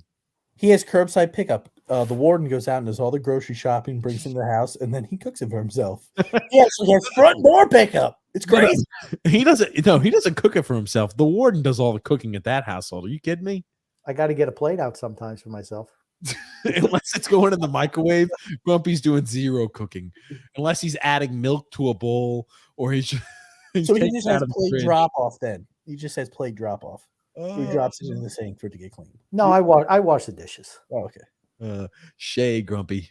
Joseph, we have good pitching prospects. All are in the lower minors. I'm very high on guys like Vassell, Ziegler, as well as others. That means only those two because Shay only came up with 2 names. I still like Budo.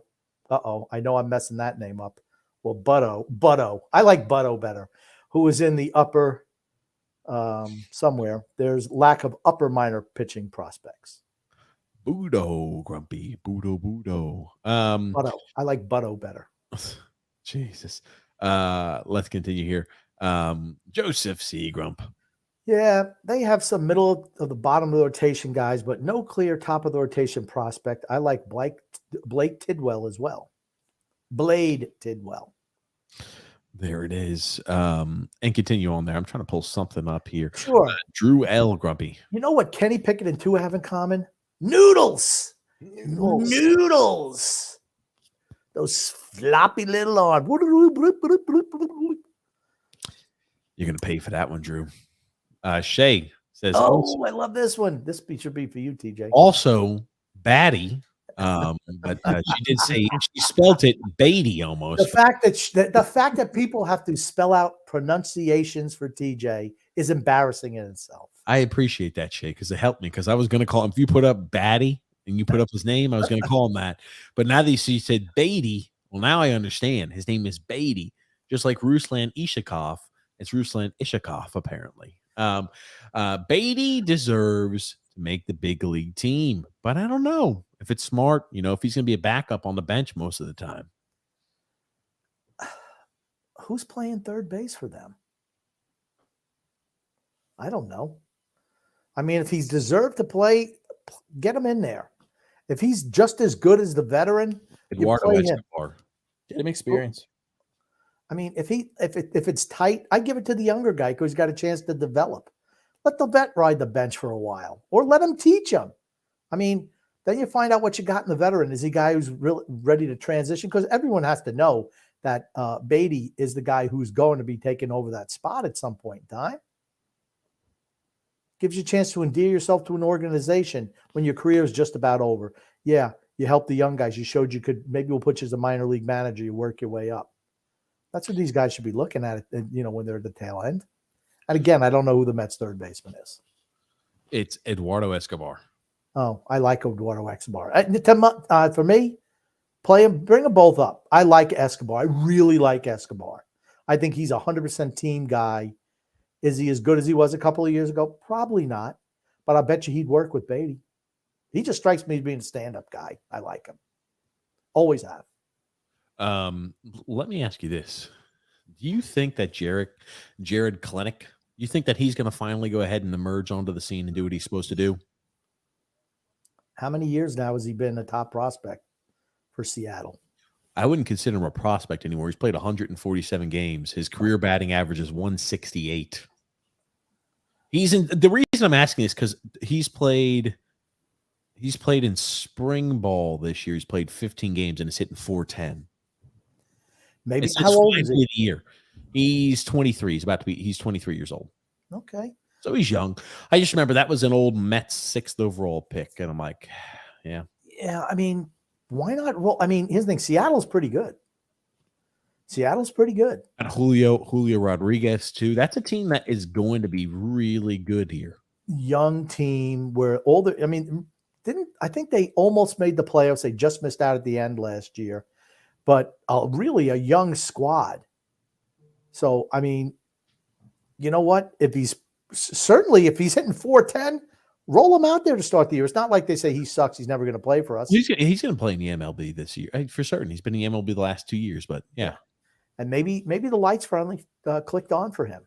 That's what I was wondering. Does he finally perform the way he's projected and the way they always thought? Or is he a guy who never will? Is he one of those 4A type of players?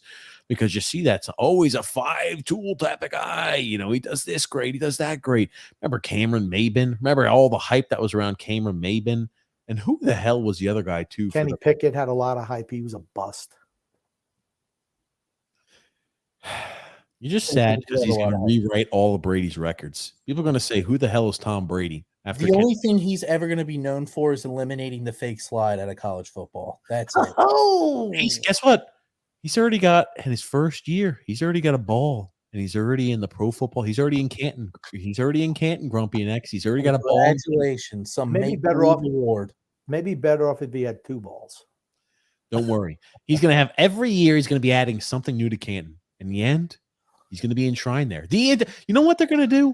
They're going to rename the MVP trophy in the NFL the Kenny Pickett Award. That's how many he's going to win, Grumpy. Shay says Tidwell looked really good last season, especially in the Florida State League playoffs. Really liked what I saw from him. They're so far away from the majors, though, that it's tough to put a whole lot of stock in it yet. You got to get closer. Oh, by the way, we're going to do a fantasy baseball league. I know it's a while. When is the first MLB game? 6 days away. Oh, shit. Okay. Gotcha. Yeah, on the 30th. 7 days. Yes. So we're going to be doing a fantasy baseball league. Everybody's going to be invited, obviously.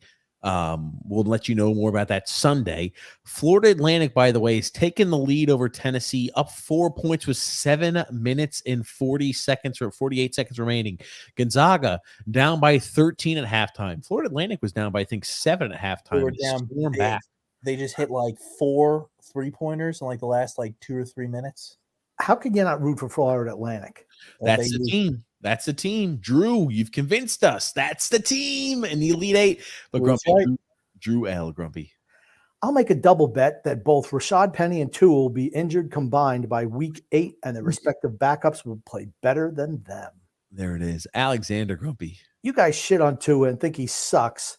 Yeah, but there is a handful of evidence that they are saying that he doesn't cause the Dolphins are lethal when he is on the field. I think he's okay. I mean, they absolutely made it real easy for him. They loaded it up. He just can't stay on the field. I mean, he gets the ball. He doesn't have a great arm. All he got to do is get the ball in Waddle or Hill's hands. That's all he's got to do. The only thing is he doesn't have the best availability. There you go. Thank you, X. Oh my God. There's something I'm about to show you that is not fake. When Joseph sent this to us, and when he sent it to me, I'm like, oh, this has to be a meme or something like that.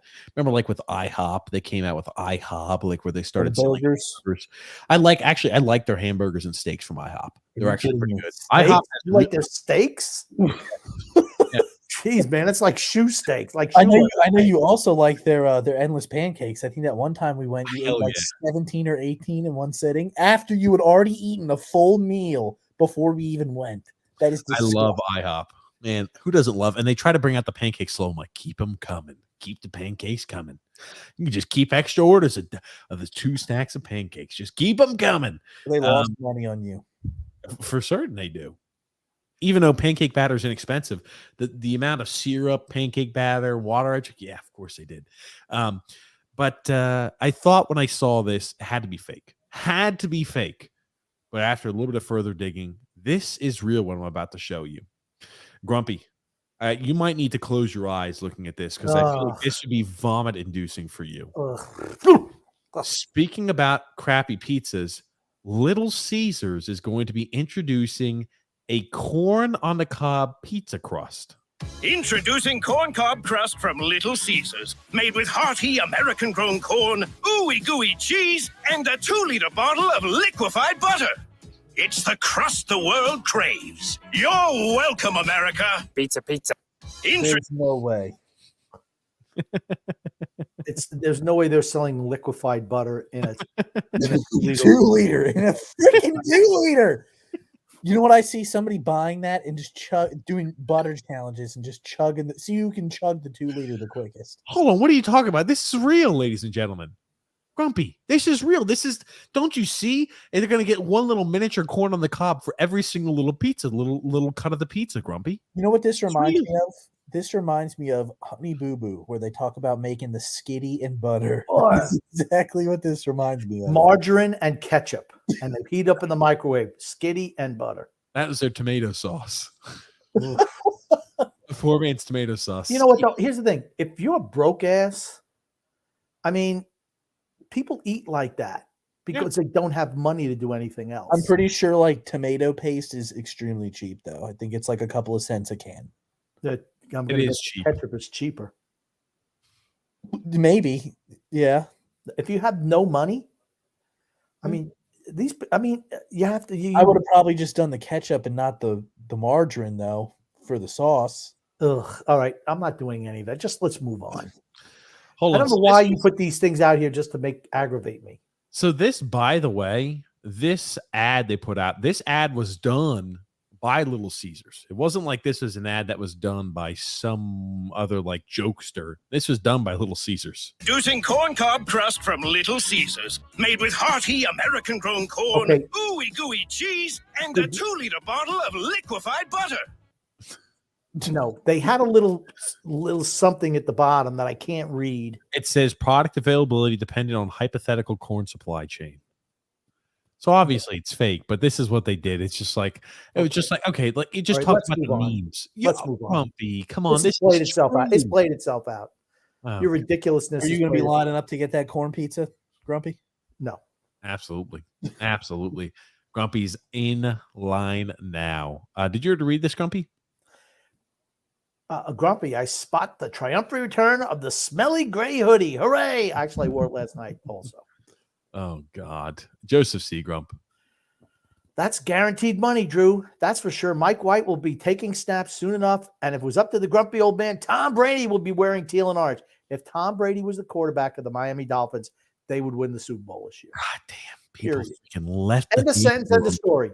If they had the balls and the guts and the testicular fortitude to invest in Tom Brady and sit noodles, they would win the Super Bowl next year.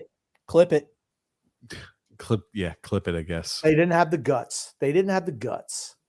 Alexander, don't send me things through what is that site where they do videos? Not Vine, not Snapchat. What the hell is that thing? TikTok. Don't send TikTok because it's really tough to see on the screen. If you do like YouTube or like the Twitter, but it's really tough to see it doesn't, for whatever reason, I haven't mastered how to bring up the TikTok video flush with the screen, Alexander.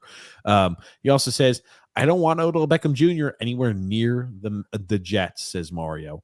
I will not watch or listen to a Jets game as long as he is there. Oh my God, Mario, what? The personal if you're a vendetta. Jets fan and they start winning, you'll be back watching. What were you saying, X? I was saying probably because he played for the Giants. He used to play for the Giants. I don't know. That seems like a pretty strong conviction against him. Maybe he's grown up. Oh, no, that's right. We had the plane incident, so I take that back. Oh my God. I tell you, we've got now. Alexander sent this to us. Venezuelan World Baseball Classic team found out that Eduardo Escobar is afraid of cats. Oh, yeah, I saw that.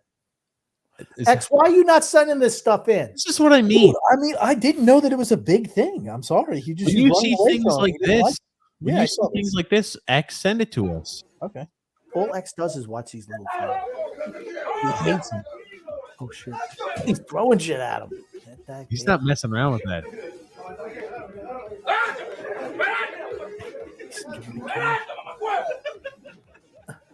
He's short.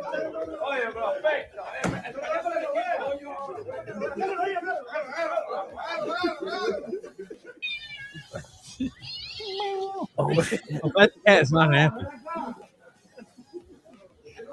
It smells his fear. Oh, she's gonna hit him with something. You know what? I'm telling you what. I feel bad for him.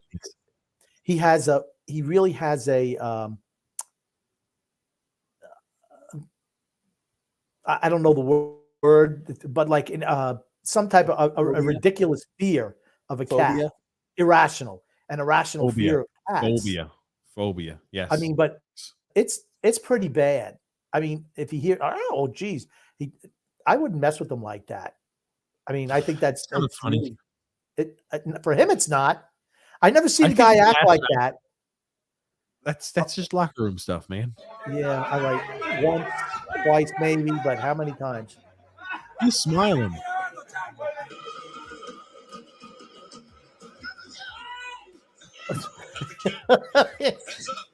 He's freaking out now so much over the cat that they're throwing towels at him, going round. Did you hear? Apparently, there was a player. I don't remember what team it was, but I heard this that one of the players did not return on the flight back to their country and stayed here in the U.S.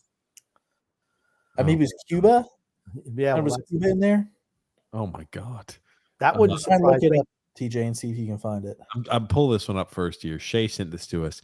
Now the Blackhawks, they are in a battle for the worst team in the NHL, and I'll let you watch this clip. And Shay said it looks like they're trying to really get Bedard as hard as they can.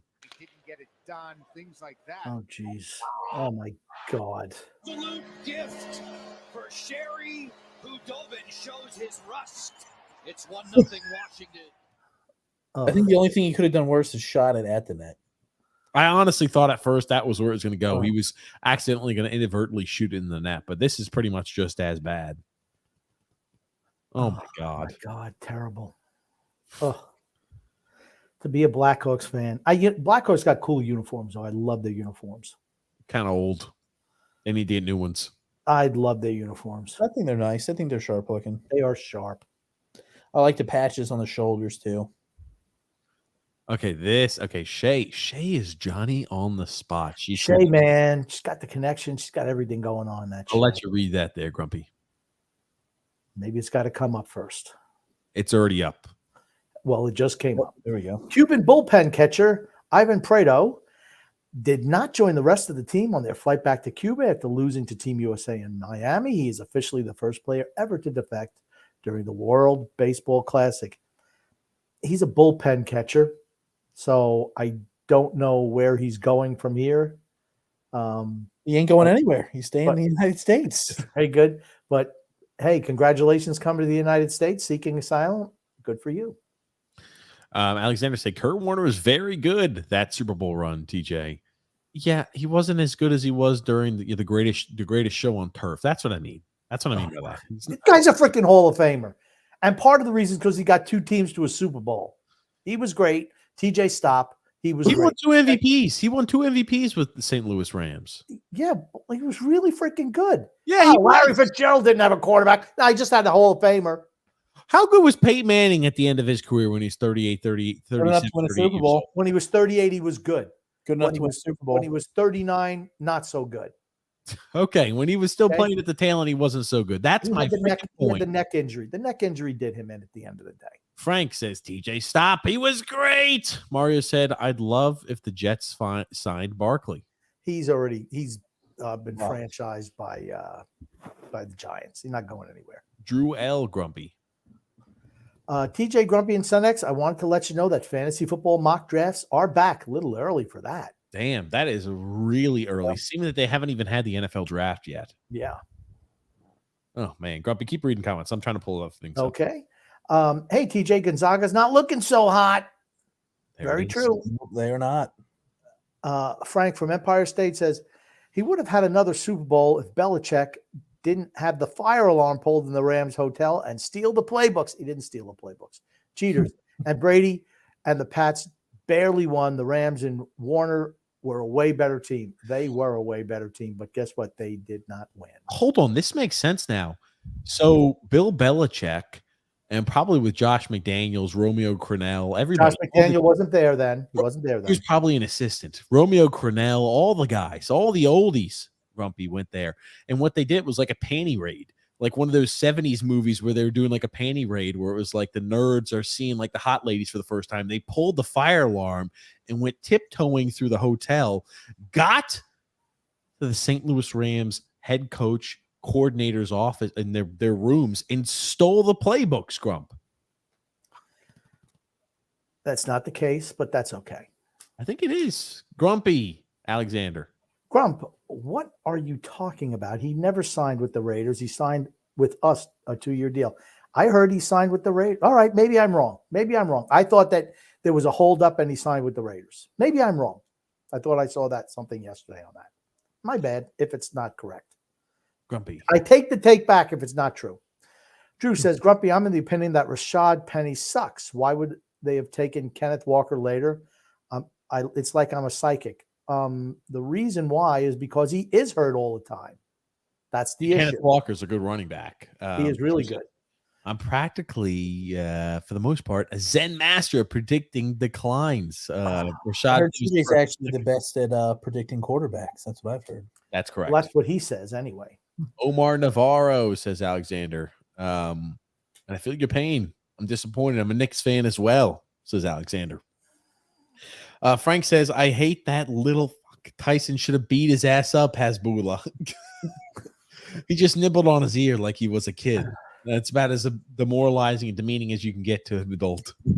I'll tell you what, Joseph C., I like it right here. Let Cam Newton play in the XFL or the USFL. Absolutely. Let's see how serious you are. We knew the other guy, Kaepernick, he didn't want to do it. Let's go. The Zags are only down by 4. The Gonzaga coming back, ladies and gentlemen.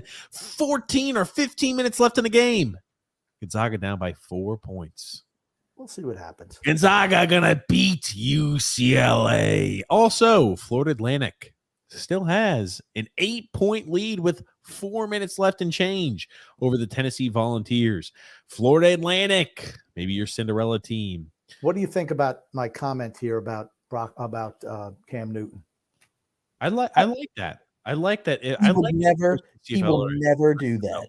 He will never do that. Should go to the XFL or USFL. He won't do it though. Him as a person, he thinks he is so good. Thinks he's just one of the greatest players ever. He will not go play in a smaller league. He won't do it. I think that's somebody you can market. If he won't even be a backup on a team, you think he's going to play in the XFL or the USFL? No. Thank God Brock is skating and practicing, says Frank. Drew L said, I still remember the video of that kid disrespecting Cam Newton at his own camp, calling him a bum. That's right. Yeah, it's like he saw the future. That's right. I remember that. Yeah, I'm going to tell you what, though.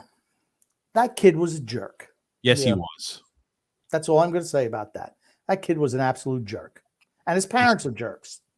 The way you'd have somebody where your kid would speak like that to somebody at his own football camp and talk trash like that. Your parents are assholes. Why are you here? It's like, why are you here? Yeah. Drew L said, by the way, sent you a video of everybody's favorite president evaluating quarterbacks. Oh, God. Thankfully, Brock is A-okay. Absolutely. Shay said, I think that they wear really tight pants and shorts to get females to watch because the guys watch it all Sunday and the sport is boring. I'm just joking. It's Some just guys overrated and boring.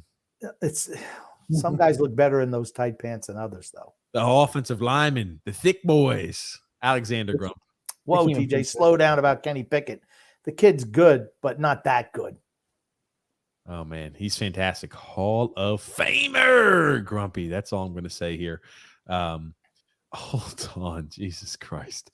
Alexander sent us something else here. This is a little – we talk about – I don't think I've ever seen this before. Not in the NBA, at least. I'll let you watch it. Go back to about the 2-minute mark. Watch here. Dallas thinks it's their ball out of the timeout. The Warriors are inbounding under the Dallas basket. You saw Looney start to run the other way, and then he realizes, wait, we have a layup, but the Mavs were under the assumption it was their ball. And I think that's how it would go back to about the 2-minute mark. Watch here. What the My God, what? I was about to say, what the hell are the Dallas Mavericks doing here? Did they not think it was funny that they've got a guy? Go ahead. What's the referee doing? Couldn't tell you. Looks like massive confusion across the board there for Dallas because it looks like every single player here from Golden State was ready for this. What do they think that Golden State, if they were going to be playing defense and Dallas was going to be inbounding the ball, they just thought it was odd and peculiar that every single player on that Golden State team was in the offensive zone ready for an inbound? I don't know. That's an odd one, Alexander, for certain. And Rob G. Grumpy. What's up, boys? Hope everyone's doing well. Go Islanders. There it is. Thanks there, Rob. Thank you. Continuing along there, Shay Grumpy. Never said he was making the bigs, but I love what Vassell did. Or what he has. Vassell just turned 23. Had a 3.53 ERA, 1.08 WHIP, 10.7 strikeouts per 9 between A and high A last season. That's not that good. Since when did a 3.5 ERA mean that you're good? If you're a good prospect, you're throwing like your ERA in the minors like 1.8. 1.9, something like that. Yeah, you're killing it. She also said, big dude, 6'5", 244 pounds, around the mid-90s. Top is 97-mile-an-hour fastball. Spin or high spin four-seamer, hard slider, 88 to 91. Curve and working on a split change. Could start the year in Double-A. Everybody throws 100 miles an hour, though, don't they, pretty much? This is my report on him for you guys. Hey, I'm excited. I'm excited. I'd love to see him play. That sounds good there. And currently watching University of Florida Atlantic University, or I'm sorry, Florida Atlantic University in Tennessee. It's a dogfight out there. UConn won easy, said Frank. Couldn't even watch the whole game. And Pizza Hut was good as a kid. Lou hit 1,400 wins the other day. Crazy now. That's a dinosaur. He's a GM. He's not a coach. He's not a player. He ain't won shit. Here you go, Grumpy. Frank. TJ wishes he had half as much that guys had than that guy has. I think there were wins, I guess. Grumpy, Andrew L. Grump, you're reading the comments, my friend. Relax, chill. Play the video.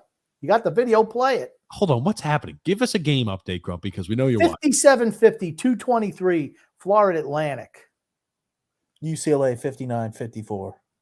Well, maybe you guys should both not be watching the fucking game. Just play it. Just go. Flacco is actually a very elite quarterback. He won a Super Bowl. He did it really to a certain extent with that great arm of his. I would say absolutely he is an elite quarterback. What the fuck? I guess this is AI generated. My God. I think Joe Flacco is actually a very elite quarterback. Maybe somebody asked the question a while back. To a certain Oh, hold on. I don't know. How they get has his to be mouth to fake. move like that? That has to be fake. I cannot believe that's real. Maybe in Hashtag 2016. Maybe in 2016 he was running for office because Flacco was a viable player then. Okay, Grumpy. Andrew L. Grumpy. Will you guys be going live for the playoff games if they make it? I was thinking about that today. Probably not. I don't know. Some of the games, maybe. I don't know. We've done it before in the past. Maybe. I don't know. Tommy Shredder, Grump. Definitely feel bad for Bailey. Wish he doesn't have to go out like this, but it's necessary. See you later. See you later, Josh Bailey. Laugh at my LOL, Josh Bailey. Paulo C. Grumpy. Now I smell the playoffs with Florida losing tonight.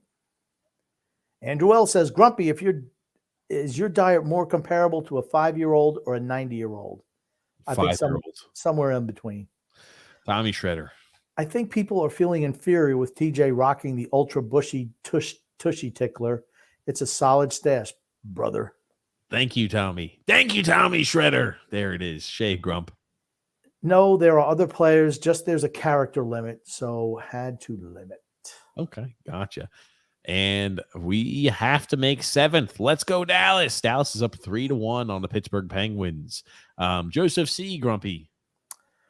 Don't know if you saw the thing I sent you, TJ, considering you guys are talking about crappy pizza. And yes, it's real. No, I know they put out the advertisement, but there's no way that's real. I like trying to sell it as real, though. Escobar there. Frankie saying, Tommy, but his head takes away from it. Talking about my head takes away from the stash. The solid stash or not. Oh, wow. Man. Thank you. And Grumpy, Shay Grumpy. It's been out. Buto. Here you go, Grumpy. Also, Drew L.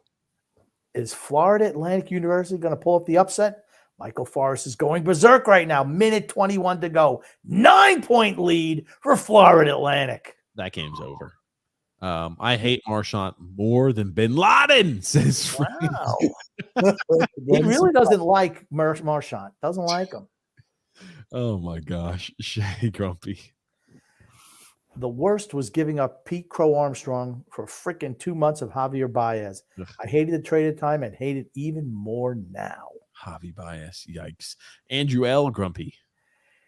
If it's about corn on the cob crust pizza, it's not real. It's a joke. Yeah, I like to sell is real.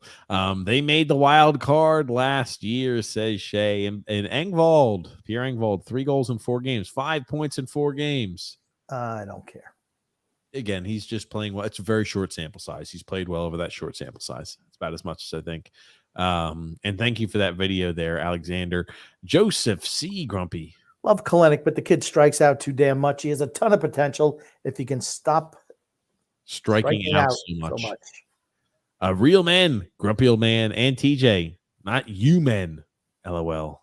Oh, well, I guess. And I'll join the Fantasy Baseball League. I'll be trash since it's my first year, though. Fantasy Great, I'll make some good trades with you, Drew. No. Grumpy, you're not allowed to control Sun X's team like you like to do. Why not? My team seems to do pretty well when he helps me out. Sure does. No. They're always the 2 best teams in the league. Always. Grumpy. Yeah, Alexander fell back into the 2 of blue pill mindset again. Ugh. I guess the red pill can only last for so long. Good gracious here. Shay knew it. TJ would fuck it up. TJ is a master baity. Paulo C says here, Carolina, we are going to rock you like a hurricane. We're going to rock you like a hurricane. Bro, what? That pizza can't be okay. It's not. Yeah. Yep. And Alexander Grumpy. Yeah, it's disgusting there. Humble but confident Paulo. Also Frank Grump. They're the Hartford Whalers. We're a real good team, but played in the best era and couldn't be better than they were. Today, they could be a dynasty. LOL.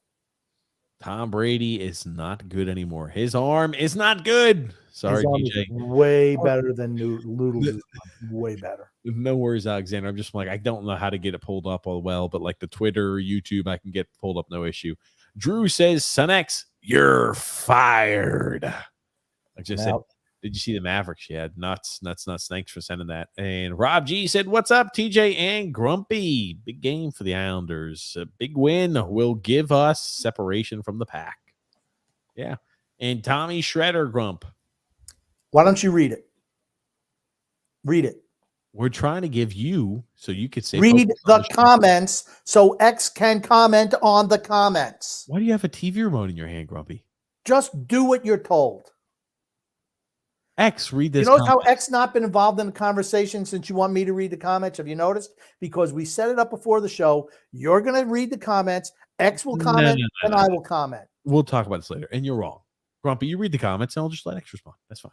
I'll just handle all the clerical items back here. Chicago is definitely pushing to get Connor if they can get him. Watch Kane comes back. No, that's not happening. Yeah, I don't think you're talking about Patrick Kane, right? Mm-hmm. Yes. Yeah, I don't think he's going back to Chicago. I think he'll end his career with the Rangers, and that'll be it. They did steal playbooks. You can look it up. No, they did not. What they did was they supposedly videoed practices. That's what they did. I think they may be. When they were hiding in the bushes, right? That's what people say. I think Frank may be right on this one, Grump.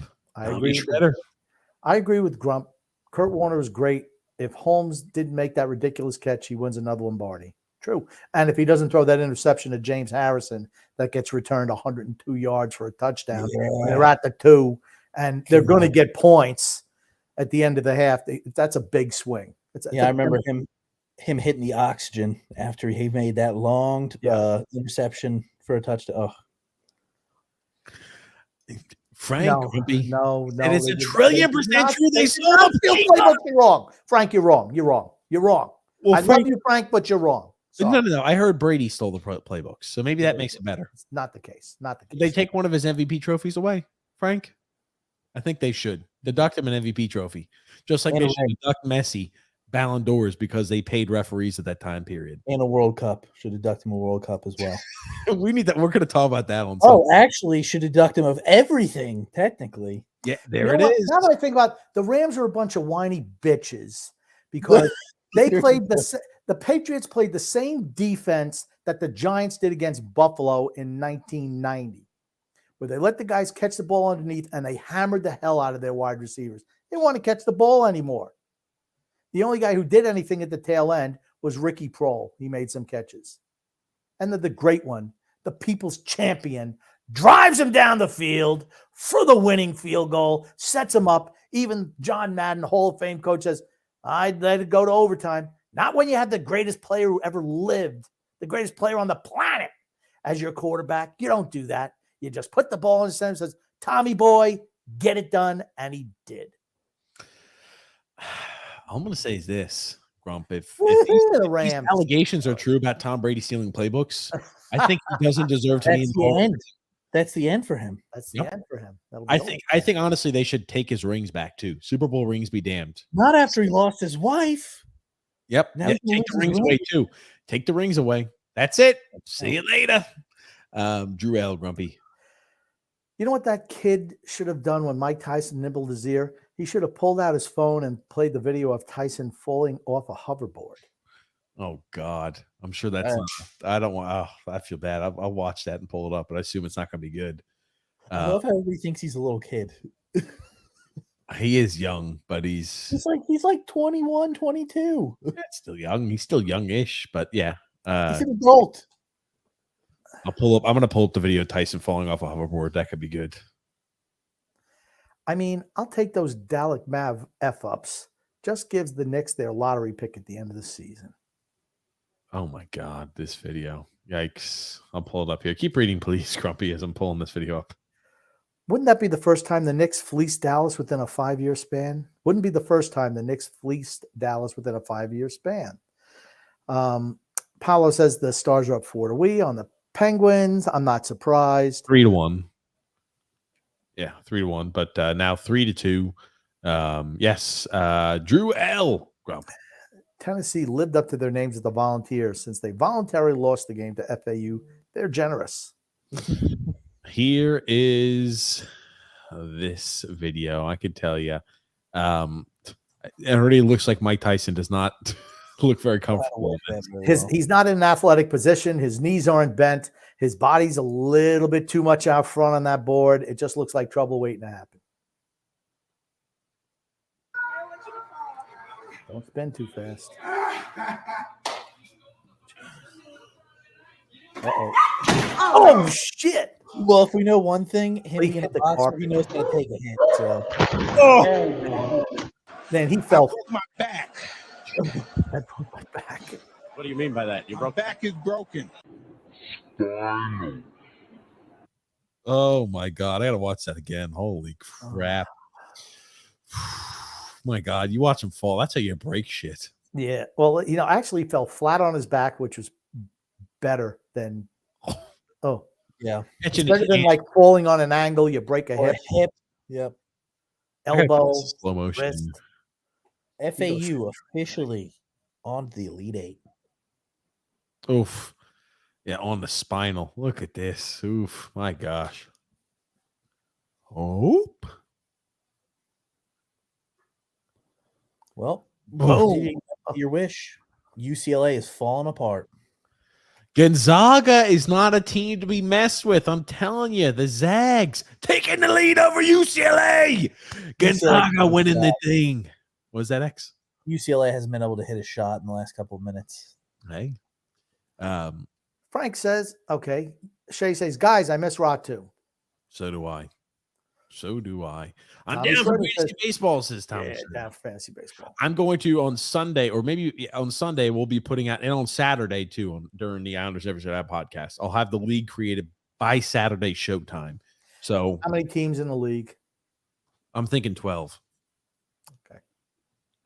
Got a comment here from Shay Grumpy. Also, tickets are way too expensive for Monday, and no more student tickets, so I'm not going. Can't go to any more games for the rest of the year. Maybe I'll go to Bridgeport on April 2nd. Oof. Drew says here, FAU will play Kansas State in the Elite Eight. Wow. Yep. Wow. Think about that. No, I don't think it just shows you how crazy this year's college basketball was. But we said that going in. This is the year anybody could win. Frank says, grumpy old man doesn't want his pretty boy to be tarnished. Take it. Take the MVP trophies away. Is he talking about Lamar Jackson? Who's he talking about? Talking about Tom Brady. Tommy Shredder said it's spinal. Oh God. I will show you. You wanted to talk about Lamar Jackson, Grumpy. I know every freaking time. Not true. Not true. In the prep work you sent me for topics of discussion, Lamar Jackson was one of those. That was me. Oh, God, were you just trying to go ahead and just put fuel on the fire, X? I loaded it up with gasoline. Oh my God. So here's some Lamar Jackson. JJ Watt said, why are all these teams so publicly out on Lamar Jackson, an MVP winner in his prime at the most important position in the entire NFL? What am I missing here? And now this is what JJ Watt again. Piece of shit. JJ Watt. You're out of the league, bro. You're out of the league. What is a blue check mark? Come on. Do you want to know what JJ Watt recently did? Did he shamelessly self-promote himself? Even worse. That son of a bitch went over to the UK to visit the Burnley Clarets because he wants to buy into some sort of ownership with the Burnley Clarets. That son of a bitch is going to be a minority owner of the Burnley Clarets. What a once a loser, always a loser. Oh, good one, X. Oh, man. TJ, who's your soccer team? Is it the Burnley Clarets? Burnley Clarets, Grump. They suck. Are they even in Premier League? No. They're in the Championship League, headed to the Premier League next year. About to get relegated again. Oh, no, they're not. They're going to win the league. You won't be able to watch them on Sundays, TJ. I get to watch them. I get to watch them on every game on TV because right now I have to watch other people's streams. You didn't get it. They're going to be playing in Sunday League football. They're not even going to be part of a major organization anymore. I want to read this because this is really interesting. You go, Grump. Here's the full memo from the NFL Management Council warning teams not to negotiate with a man named Ken Francis about Lamar Jackson. As everyone knows, Lamar Jackson is his own agent. And this guy has been just reaching out to teams to try to help Lamar Jackson. Violation of this rule may result in disapproval of any offer sheet or resulting player contract entered into by Mr. Jackson and the new club. You know what it tells me? These bastards don't want Lamar Jackson getting paid. Clubs are reminded that under Article 48 of the NFL Collective Bargaining Agreement, an offer sheet which may result in an NFL player contract may only be negotiated with the player if he is acting on his own behalf or with the player's NFLPA certified agent. To be clear, Mr. Jackson is not currently represented by the NFLPA certified agent. And that's what I had sent you, by the way, TJ. I like how it's for additional information, see this dated March 15th, 2023. So it sounds like a new made-up rule that they put in just to say, screw you, Lamar Jackson. It's part of the collective bargaining agreement, Grump. And if they want to get rules changed on that, guess what? They're going to have to wait until the next collective bargaining agreement, Grumpy. Here's the thing. I don't put anything past the NFL. Okay. Did they think anybody reads those agreements? The players certainly don't. Sign here. They have reading skills like TJ, and just put your mark on the spot here. X. There it is. Put your mark down. Tommy Shredder said it's spinal. LOL. That's always good. That's Shay said $60 for all the way up in the last row. No, thank you. Absolutely not. I'm with you. Ooh, Drew's got a hoverboard meme. We'll send us on Sunday. Thank you.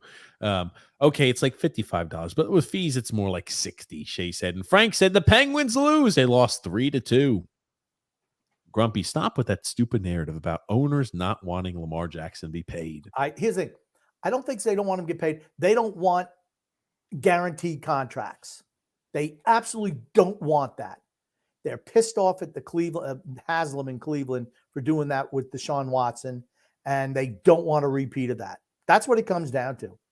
No one is interested in Lamar Jackson. No one? No team in the league is interested in Lamar Jackson. Okay, please stop. Please stop. I was in Greece. They don't want to give That's out. right. They don't want to give out. That's the whole thing. They don't. And he says, I only want guaranteed money.